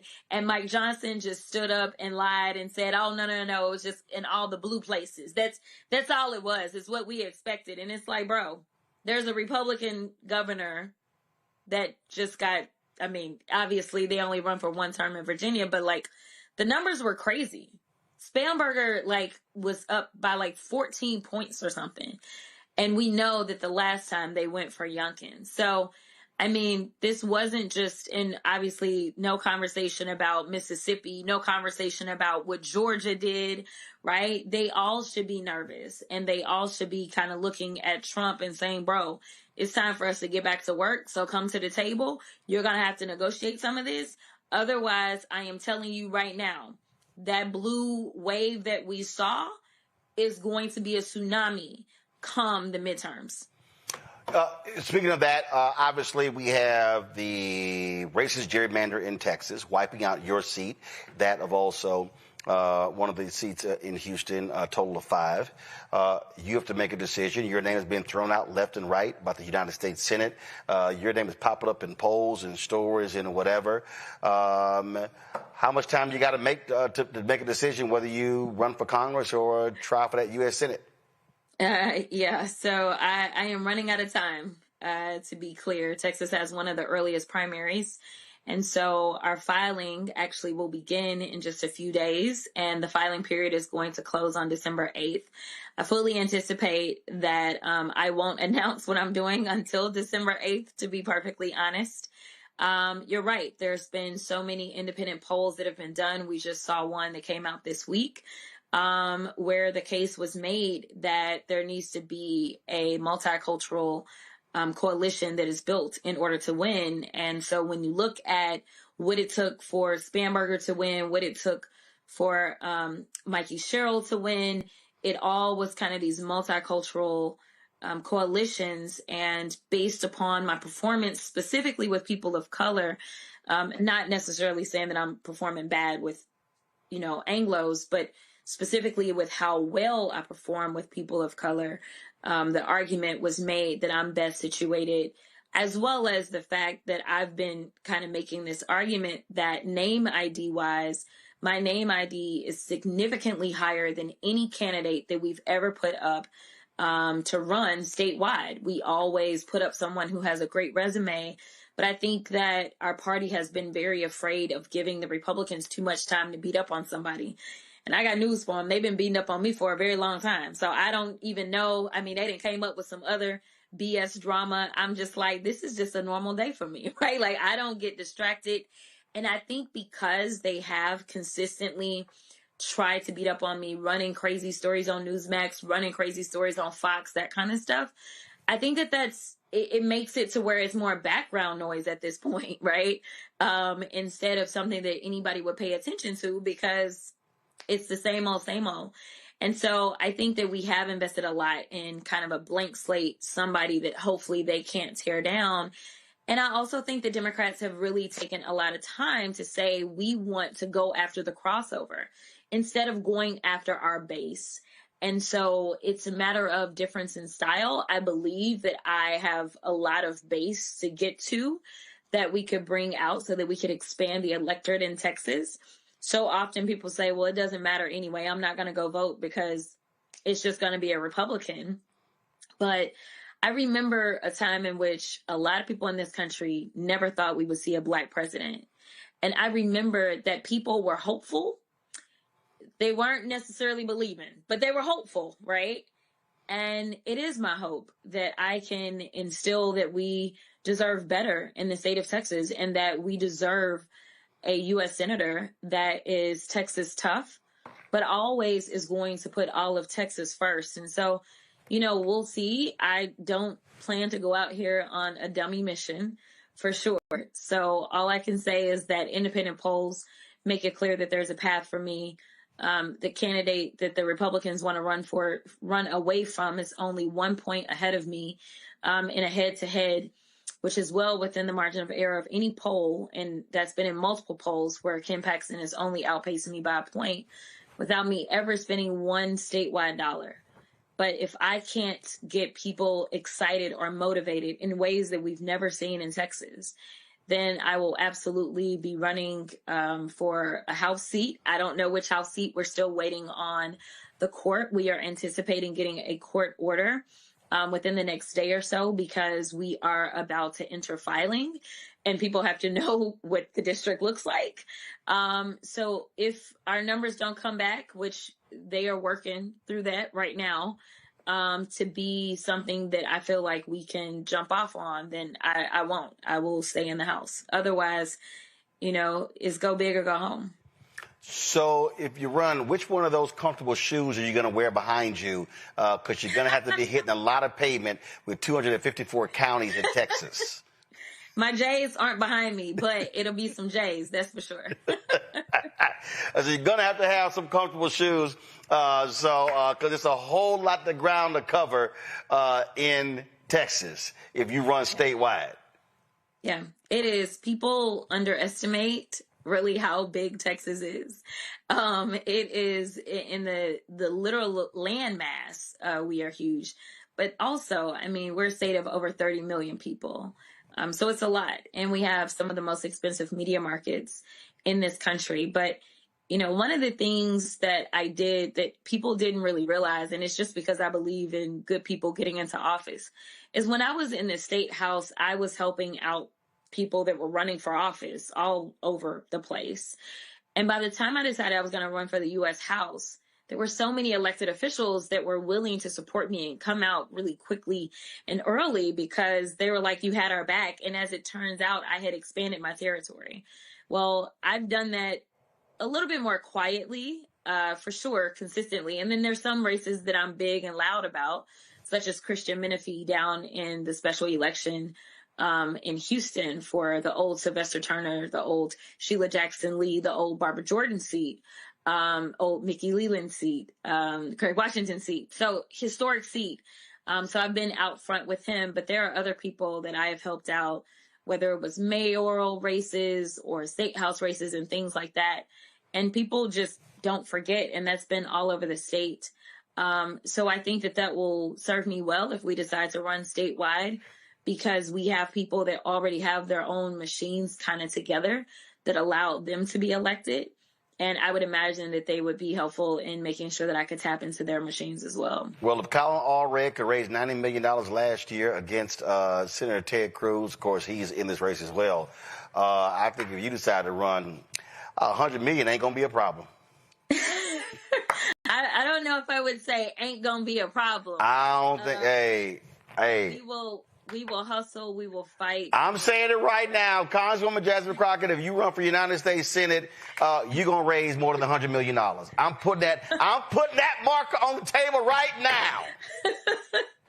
Okay, I'll take it. All right. Congresswoman Crockett, I appreciate it. Glad to have on the show. And, of course, as also my Congresswoman, I'm a constituent, which I made perfectly clear to Stephen A. Smith. You want to talk to a constituent to know what she's doing, come talk to me, because I actually vote in the 30th Congressional District. Along with your parents, who I love. Yeah, all y'all, listen, they work the polls, they do all this sort of stuff. What the hell are y'all doing in the control room putting this behind me? What's going on? Lord have mercy. Congresswoman, we got to go. I appreciate it. Thanks a lot. Bye. What's wrong, Matt? Matt, why you cracking up? They got your ass on the open road. No, I don't know what the hell. First of all, I told them to change this damn TV. It times out. I told them that. I don't know why in the hell, y'all. That's you heading out to college. Didn't I make clear why? Like I made clear to fix this. You know what? Looks like he's at a crossroads. Maybe. Hey! Don't worry about it. Don't worry about it. I'm hiring somebody, and it's gonna be all taken care of come January 1. Don't worry about it. I'm just letting you know. Just letting you know. I'm just letting you know it's going to be all taken care of. All right. I'm going to go to a break. We come back. We got our marketplace segment right here on Roland Martin Unfiltered, the Black Star Network. Oh, by the way, Matt, we're still 8-0 and number 3 in the country, Texas A&M. Woo! Yeah, you notice that when we won that game, you ain't show up. You decided to go play golf. No, I play golf anyway. But again, I wasn't concerned about unranked teams. All right, back in a moment. Back in a moment. If in this country right now you have people get up in the morning and the only thing they can think about is how many people they can hurt, and they got the power, that's the time for mourning. For better or worse, what makes America special, it's that legal system that's supposed to protect minorities from the tyranny of the majority. We are at a point of a moral emergency. We must raise a voice of outrage. We must raise a voice of compassion. And we must raise a voice of unity. We are not in a crisis of party versus party. We are in a crisis of civilization, a human rights crisis, and a crisis of democracy itself. And guess what? You've been chosen to make sure that those that would destroy, those that would hate, don't have the final say, and they don't ultimately win. Hey, this is Motown recording artist Kim. You are watching Roland Martin Unfiltered. That boy, he always unfiltered, though. I ain't never known him to be filtered. Is there another way to experience Roland Martin than to be unfiltered? Of course he's unfiltered. Would you expect anything less? Watch what happens next.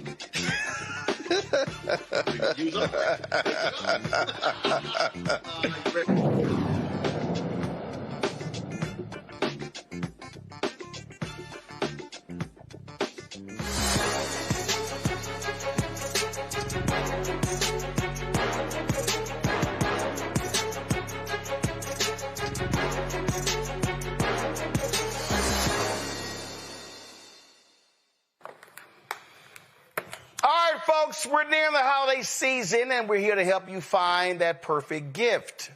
How about jewelry? Giselle Stella Jewelry, a black woman-owned brand, redefining what everyday luxury looks like. They may just have the piece you need. Candace is like, oh, shit. With more than 20 years in the industry, Giselle Stella Jewelry combines bold style with timeless elegance, creating pieces that empower confidence and celebrate individuality. Allie Davis, founder and CEO of Giselle Stella Jewelry, joins us right now. Glad to have you here. First of all, who the hell is Giselle Stella? That's a very good question. It's actually my daughter's name. I was like, what's a good, rich sounding name? You know what? I did that already. My daughter. I'm sitting there lying. I'm like, your name Allie. I'm like, who is Giselle? When did you start this? I started this in 2023. I've been doing this for a little while now. I've been doing this for about 20 years, but Giselle Stella started in 2023. So when we say you've been doing it, what does that mean? I've been in the jewelry industry for almost 25 years. I'm a graduate gemologist by trade. So jewelry is all I do. You said a graduate gemologist? Graduate gemologist from the Gemological Institute of America. The Gemological Institute of America. Where is that? That is based out of New York and out of Carlsbad, California. Okay. We're the people that grade diamonds. Okay. All right. Cool. All right. So in 20 years, and so then you decided to say, I'm going to do my own line. Yes. Okay. That's actually exactly what happened. Okay. I was in the corporate space for a long time, and I've dealt with high-end pieces to costume pieces, and I kept noticing that there was a gap, especially for women of color, to be able to find luxury at an affordable price. And I figured that I would probably be one of the best people to fill that gap, so that's where Giselle Stella came from. All right, then. So this right here, the box you sent us, what is this? Is this costume? That is the shipping box. Okay, so it's costume jewelry, or what is it? It's called demi-fine. So it's not quite costume jewelry, meaning that it won't turn green and it's hypoallergenic. Well, that's a good-ass thing, not turning green. Nobody wants that, but believe it or not, we pay for that. So Giselle Stella does not offer that kind of jewelry. We call it demi-fine because we're using 18 karat gold bonded to stainless steel. So that gives you a hypoallergenic quality as well as gives you the craftsmanship of 18 karat gold. And to all, I see somebody in the chat, they say, Roland, we are boycotting the holidays, but we will always support black business owners. Okay, we're boycotting those people. We ain't boycotting black businesses. So, okay, so let's go through here. So, all right, so we got these, okay, let me take them out. So, and again, I know, I'm telling y'all right now, y'all need to give, Candace is like, ooh, what are you about to open? What are you about to open? Candace, there's some goodies here for you, I promise. Huh? I've been online already. See, okay. So that's what I'm talking I've been about. online already earlier today. Yeah. All right. I'm good. I'm good. I just need to be there in the studio with that box that Roland has. Nope. Sorry. Ain't gonna happen. Keeping it from you. Okay, what we got here? We got. That's the bold toggle. That's actually what I'm wearing right now. All right. What is this called? The bold toggle. It's a toggle necklace, 18 karat gold and stainless steel. Okay. All right. Cool. Let's see here. What is this here? All right. Let me open this here up. And this is. Sorry, that one is a locket pendant. So it has CZs in the center of it and a little heart that gives you like kind of that high-end refined look and a great piece for layering. All right then. All right. It looks like, what's this? Some heart earrings. Is that what I got here? Yep. Got these right here. Those are the contour hoops. I actually have these here as well. They are Oh, no, the contour hoops. These are the contour hoops right here. Okay, I apologize. So that's these here. I have them in silver. You have them in gold. Yep. But they're our number one selling hoops. No, these are the heart shaped, heart pearled. The pearl. Yes, those are a hot summertime vibe as well as a fall look. Okay. All right then. So let's see here. What else we got in here? All right, we got this dainty thing right here. That is I believe that's the I Am Enough pendant. That is our number one selling pendant. Yep, I am enough. I am enough. We recognize that it's all about people feeling confident in themselves. So we have a whole line of I am enough, I am worthy, I deserve, I'm blessed. Gotcha. Matt probably is going to get one of those, because he's probably saying they deserve a win. Let's see here. Let's go through here. We've got a bracelet here. Yes, the classic the classic bracelet. That one slides right on the wrist, and you can stack them. All right. Oh, and these are these silver I believe that's what you're looking for now. Yeah. Look like seashell. Yes. And they're 3D. That's one of my favorite pieces. They're 3D? Yeah. So if you spin it around in all these different directions, you can see from different profiles. They look very different. All right. Cool. Questions for the panel. Candace, you first. Well, let me just say, folks, you got to go to GiselleStella.com. No. They got to go to shopblackstarnetwork.com. Oh, I'm sorry. Yes, shopblackstarnetwork.com. You go to shopblackstarnetwork.com. The cuffs I am loving. I mean, the studs are just really elegant. You've got something called Heart's Desire that my heart desires. I just want to say that it's beautiful, and just learning about your history and what you bring to the table, it is clear when you go to the website through Roland's network that you have good taste. So I just want to make sure women know before, they just say, oh, that sounds nice. Go online. And then control room. Pull shopblackstarnetwork.com so they can actually see it on our website. Candace, keep going. Yeah, go online, because the other thing is the price point really is lovely. Now, you might have some people out there say, well, $30, $40 for this to look like this and to be that price point. They paying that at TJ Maxx and Ross. Sure are. Tell them what it is. Come on. That's what I'm saying. Well, that's what I'm saying. That it's a good price point. Yeah. I mean, you're gonna have some complaint, but you're right. I'm just saying this economy is crazy, but it's worth it. And the fact that you have that, you bring the expertise and you have excellent choice. I really, really love it. How did you get involved in this whole market space of jewelry? Because it's not easy. I can't imagine that our particular demographic is walking around and there are dozens of us there. How did you do it? I've always been the token in the space, if you know what I mean. And it has been a long-standing time where I'm either the only Black person in a group of Jewish people or the only Black person in a group of Indian people. And that's kind of the space that I'm in. And I've always been able to hold my own, from being a store manager to doing regional work to working in corporate to being a director of merchandise. It has always been a realm I've excelled in, and I've loved every bit of it. I love being a part of people's stories. And honestly, that's kind of why we stand for Luxury Without Limits. It's pretty much my philosophy. I want to keep people, especially women of color, in the luxury space in an affordable time, because right now it's hard, but you still should be able to look good. Yeah, no, absolutely. I just want to tell a really, really quick story. It'll take 20 seconds. I remember there was this woman, and we were in a mostly white space, and the other Black women were looking at her beautiful bracelet.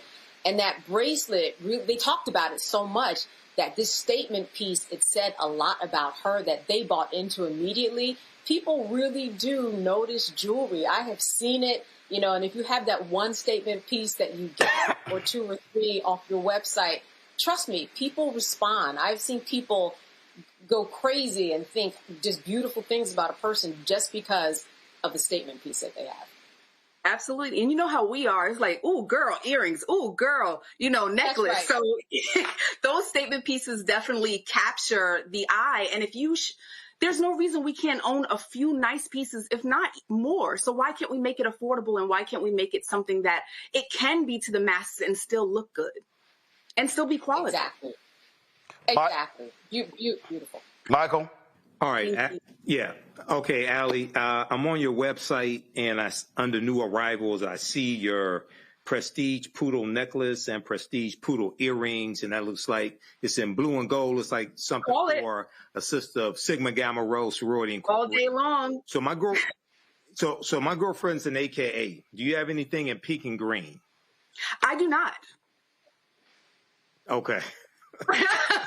So what she's saying is, what she's saying is, buy the damn gold, alpha gold, buy the silver, you good.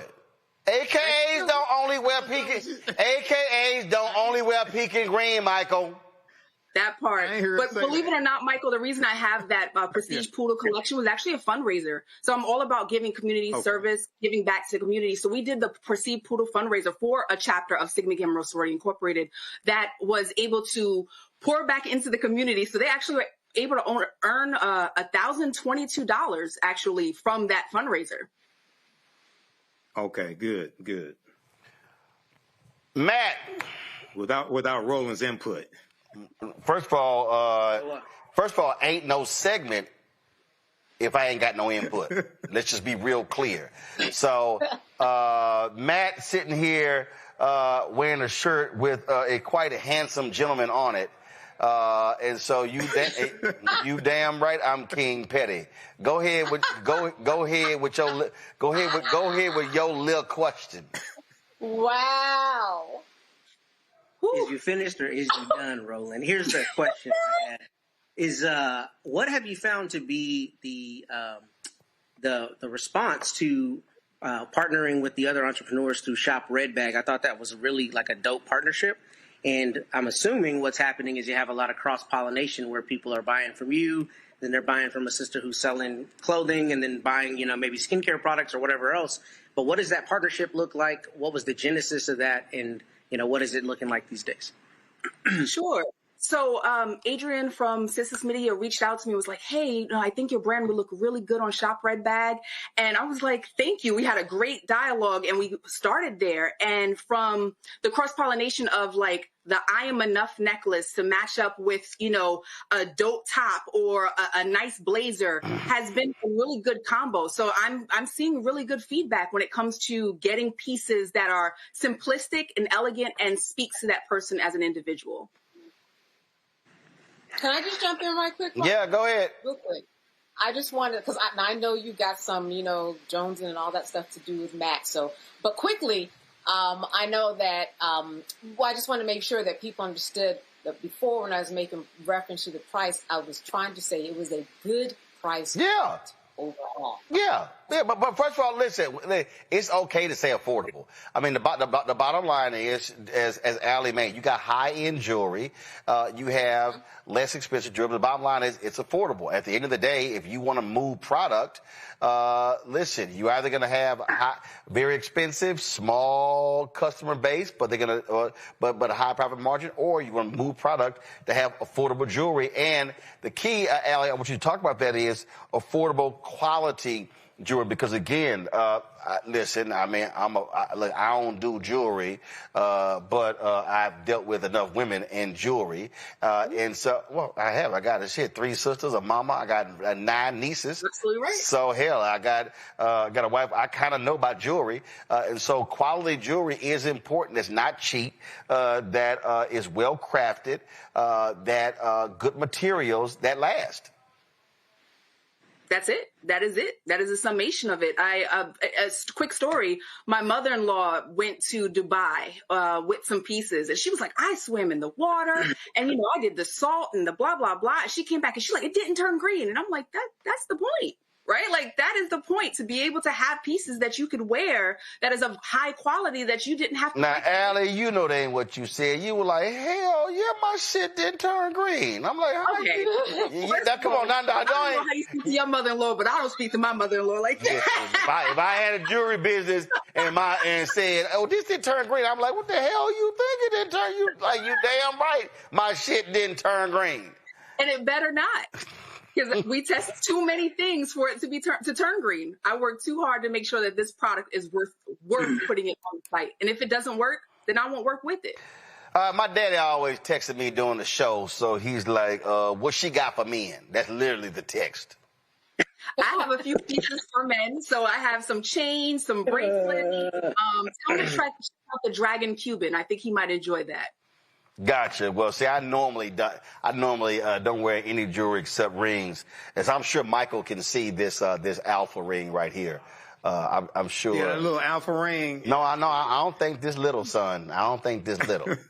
Now, if that was a little sigma up here, yeah, that would be a little ring. But yeah, matter of fact, you can see this all the way from Detroit without the camera.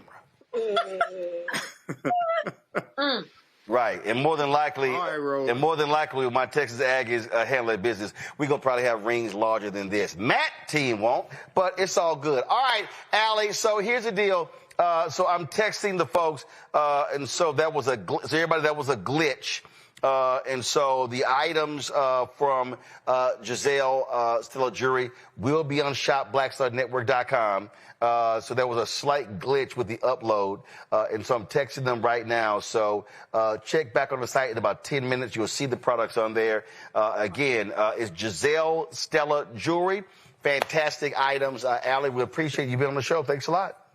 Thank you, everybody. Have a blessed rest of your day. Absolutely. That's right. Non-green jewelry. That's right. Appreciate it. Thank you so very much. All right, y'all. That's it for us. Matt, well, why don't you know what? Since Matt, hey, Keenan, why don't we go ahead and do this here? So I'm trying to figure, go ahead. I'm trying to think, what photo do I want to use? You know, so Matt want to sit here and talk about King Petty. So the photo Matt got right now, that photo was when we were the Television Critics Association. We were announcing News One Now. We were announcing launching News One Now. So I'm trying to see, what do I want to go with for King Petty? Let's see here. What photo do I really want to go with? You can go ahead and run me this check for this design. No. Trust me, Matt. I guarantee you, we will not be using that design. That's not a design. Just want to let you know. I mean, that's like I say, that's a nice attempt. But I'm just saying, we probably would use a different little font, something like that. Because like right now, I'm being petty about your King Petty shirt.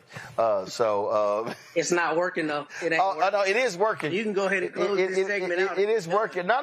Because see, I think so. For the folks who watching, let's see here. Let me see. Do y'all want? You have a whole new stance. The way you're sitting in that chair, you're like leaning. So the folks watching, y'all want to go with that one? Or do y'all want to go with that one? Okay, let's see here. Do y'all want to go with that? See, Matt, you can't even pull that look off. That you can't even. Look like you playing Frankie Beverly. You can't even pull that look off. Let's see here. Go ahead, play Frankie Beverly. Let's see, please. Y'all want to go with that one? See, Matt, you can't. Matt, you can't. Matt, don't hate. Congratulate. Who house you at? I might let you celebrate. Let's see here. Oh, Matt, you can't do this one. Oh, hell no, Matt. Matt, you can't. Where you house sitting? Matt, you can't do this one, Matt. Where you house sitting, Roland? Matt, that's it. That's the one right there. That's gonna be the King Petty one right there. Okay. See, Matt, you can't see. Even Michael like shit. I ain't saying nothing. I can't even touch that. Whatever you got to tell yourself, Roland. Even you know it. But I know I show up. You know it. What happens if my team. And see, right now, the fellow lawyer on your panel, she like, I can't help his ass on this one. She like, I'm just gonna sit this one out. He ain't frying nothing. She like, I can't help him out on this one. I can't help him on this one. She said. I'm just saying, let the games begin. I'm here. I'll be back. She said. She said Matt on it. Candace said Matt on his own. Matt on his own. So there you go. So that's it for us. Hey, y'all, listen. This weekend, 3:30 p.m. Eastern tomorrow, Texas A&M versus Missouri. Matt, who y'all playing? Some high school team? Who y'all got this weekend? We got a bye week. And good. All right, cool. Fact, when y'all lose this week, I want you to show up in No. That ain't gonna happen. We not losing. Next Friday. We ain't losing. We ain't losing, son. We ain't losing. We not losing, son. We ain't losing. All right. We ain't losing. We ain't losing. Just letting you know, son. Yeah. No. See, how many losses y'all got? 2, 3? What y'all? That's ancient history. Let's go forward, my brother. Oh, that's ancient. That L. Wait, hold up. That's ancient history like last month? That's what it is. Okay, all right. There we go. Let's all right. Into the particulars. Okay, all right, gotcha. Okay, okay, gotcha. Yeah, whatever you say. Candace, what you got going on this weekend? This weekend. You know what? I have to do a little bit of shopping, which is why I was interested in getting into the network. So hopefully it is up online. Because I did check and I saw the glitch, so I'm waiting for that glitch to be done. All right, so trust me, I'm hitting them right now. I'm like, don't be having me doing a segment and y'all ain't got the stuff straight. and, you know, just say, oh, by the way, Matt, since we already on here. So not only is Texas A&M undefeated, also Jack Yates High School, Houston, Texas, also 9-0, undefeated. See, Matt, it all go together. Jack Yates, Texas A&M, we used to winning. Matt, we used to winning. Now, I don't know about you. I don't know about you, Matt. The best response. I don't know about you. I don't know about you, Matt. I don't know about you. But I'm just saying, so congratulations to Jack Yates. They playing Fur High School tonight. We're going to smack that ass. I mean, I was zoned to Fur. I went to Yates for School of Communications. Fur ain't got no shot. So just want to shout them out. I just know you better show up next week. Hey, son, I'll be good. Son, first of all, let's be real clear. Let's be real clear. I am traveling to Bermuda on Monday. I'll be broadcasting from there. You've got, because the Bermuda Tourism Bureau has invited me there. The premier of Bermuda is an alpha. Sorry, Michael. You should know that. I mean, some things are consistent. So they got a PGA Tour stop. So I'm playing in the Pro-Am on Tuesday and Wednesday. I'll be, of course, at the tournament Thursday and Friday. My birthday is next Friday. So I'll be live from Bermuda all week next week, enjoying the sun, basking in a great time, doing some interviews there as well. Yeah, I'm unbothered, Matt. I'm unbothered. How the other half lives, hey, don't get stuck there with this government shutdown. Say it again. Flights. I don't know what. Oh wait, I don't know if you're talking to me. Or No. You said, yeah. Listen, I ain't worried. Listen. These flights, you might get stuck there. It's not a bad thing, but these flights. Trust me, I get back. It's gonna be enough private jets. I ain't worried about that. I talk to somebody. So I hitch a ride with somebody. I ain't worried. What's wrong, Mac? You not able? What's wrong? People can't put food in their refrigerators. You talking about private jets? No, what I'm saying is, I guarantee you, somebody. Listen, I'm gonna figure out how to get it right. I'm gonna tell you right now. I need to find a photo. It was a massive storm came through D.C. and I got stuck in Miami. It was like Miami. One of them places. It was near West Palm. And I got stuck. I had to give a speech. I got stuck. Man, I couldn't get back. So then my alpha brother, sorry, Michael, Lamel McMorris, his agency represented Cam Newton. So he was flying to Charlotte. For the NFC Championship game. So he said, we were supposed to both go to New York, for Susan Taylor's National Charismatic Gala. So I flew up with him on his plane to the game. Then, while there, he said, I got to go to Atlanta after the game for a meeting. So I was like, damn. So I run to Michael Strahan. Well, Strahan was flying back to New York on his plane. So hell, I rode with him in his plane. See, Mike, Matt, I'm going to figure it out. All right. I'm going to figure it out, Matt. I'm going to figure it out. All right. So tell us how long it takes you to swim from Bermuda. So Matt, when your bus arrives, then I'll send an Uber for you. I'm moving to New York. It's free, baby. Shout out to Mondani. I'm gonna move to New York with them free buses. You're gonna go from Corpus Christi to New York. Hey, okay. Do what you gotta do. Okay. All right. That's good. Appreciate that.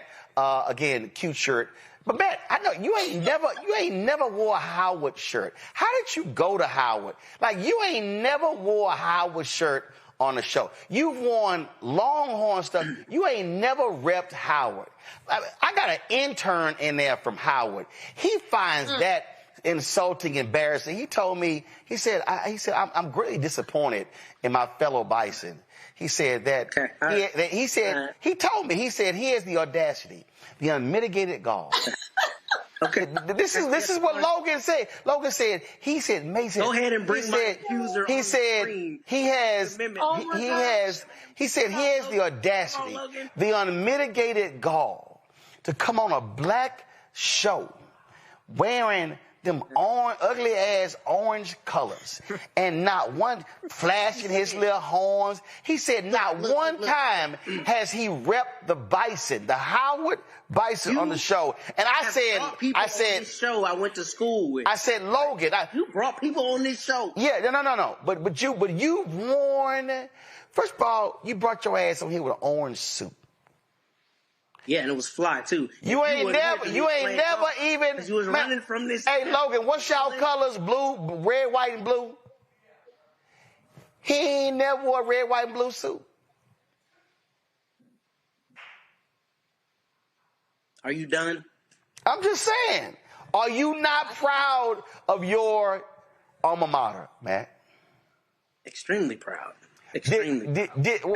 What happened? Did what? You had did you have some issues? Like you've never worn a Howard shirt on the show. You see how Negroes do? They say you ain't worn a Howard shirt. What happened to you while you were at Howard? I'm just asking. I'm just saying you ain't never. This segment. You ain't never. Here's the thing, Roland. I'm just saying, Matt. Like for instance, Candace, what college you went to? Run. Candace, what college you went to? Ran. I went to Howard, and I went to Seton Hall Law, and I went to Syracuse. Okay, so here's the deal. She ain't never wore no other school stuff on the show. So I would never ask Candace why you ain't never worn a Howard shirt. Why you ain't never wore Seton Hall. Because she ain't wore some other school. But Matt, you come in here, well, my parents went there, they met there, and I was essentially born on, I was a toddler crawling around on the grounds of Concrete U. Hey, and so it's in my DNA. Right. You've never, ever repped the black college, the Mecca, that gave you your foundation. Why? I have definitely worn a Howard hoodie on this shirt. Matter of fact, no, you haven't. Room, can y'all find that? No, there's no evidence. You always have receipts. You don't have this? No, we've never seen it. Go ahead and find it. We've never seen it. Yeah, no, I have. No, we've never seen it. Never seen it. I talk about it all the time. Yeah, for sure. The people. But if I were you, I would be wearing A&M stuff. The people in the chat room are saying, shame on you, Matt. Shame on you for not representing. Hey, bring my accusers out right now. Let me show you how they're saying. They're saying shame on you, Matt. Shame on you. All right, y'all. I'm done. I'm done with Matt. Y'all go to shopblackstardnetwork.com. The glitch has been fixed. It's been fixed. I got it right here. Look, pull it up. Come on, y'all, pull it up. So Giselle Stella jewelry founded by Allie Davis. You see all the items right there on the website.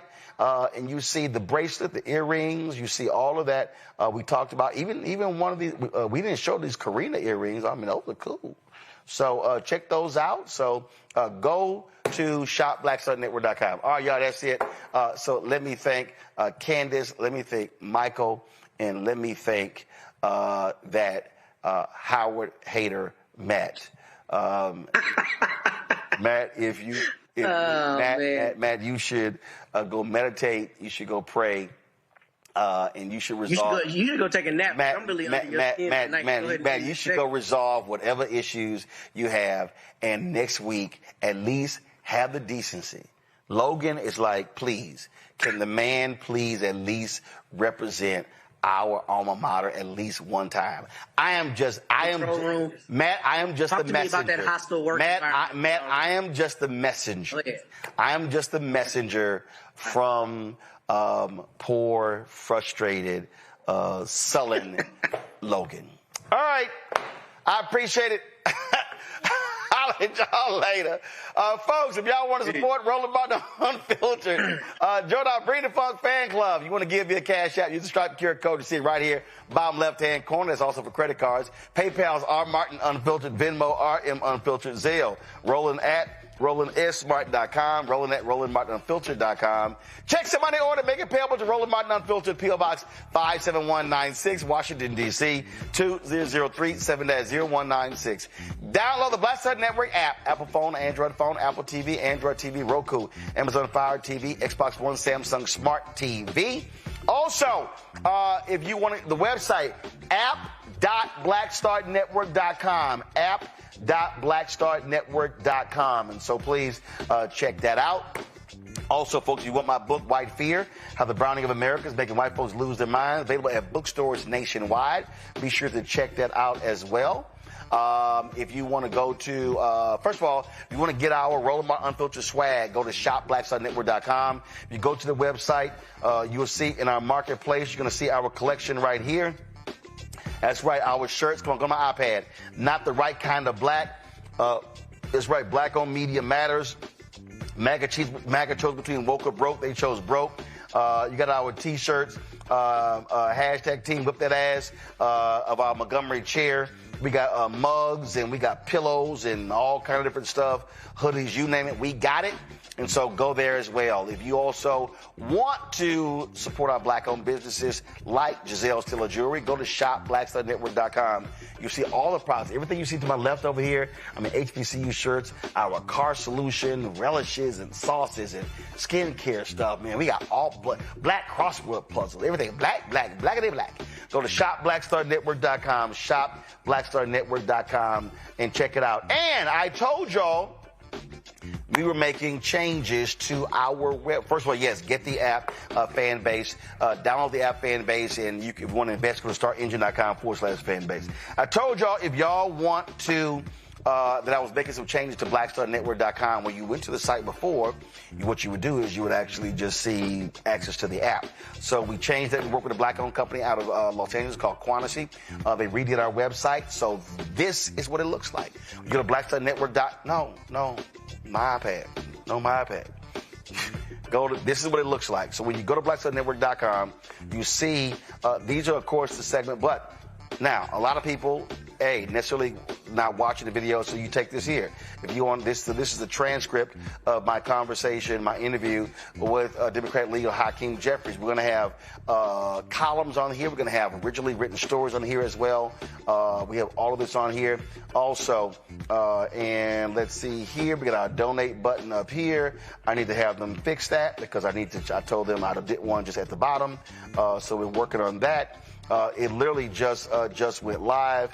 You got all your segments. So actually, some of these titles up here are being taken out, but you have on where you can click shop. You can go right there as well.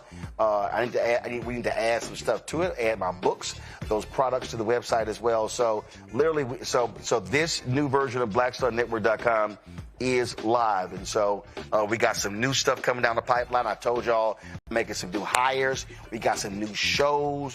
I had a great meeting with an advertiser today that committed to a weekly health show. So we working on that. We still are trying to lock down our business show. We got a new daily news show we're launching. So there's a lot of new stuff that we're getting ready for. 2026 is going to be phenomenal. That's why your support is critically important. So again, support what we do. Join our Bring the Funk fan club. All this stuff, y'all. As a sister I'm talking to, who's going to be a writer for the website. It's another brother I'm talking to about being the editor-in-chief of the website. So there's a lot of things that are happening, y'all. And so your support is critical. So short again, if you want to contribute to our, use Cash App, use the Stripe QR code, credit cards as well. Use that QR code at the bottom left-hand corner. PayPal, R. Martin Unfiltered, Venmo, RM Unfiltered, Zelle, Roland at RolandSMartin.com, Roland at RolandMartinUnfiltered.com. Check some money order, make it payable to Roland Martin Unfiltered, P.O. Box 57196, Washington, D.C. 20037-0196. Shout out the Dillard Blue Devils. I'm rocking y'all's shirt today. That is it for us. We always end the show every Friday showing y'all the names of the 37,000 people who have contributed to our show since we launched. If you contribute to us now, your name gets added and you'll see it next week. I'll see y'all Monday from Bermuda. Holla!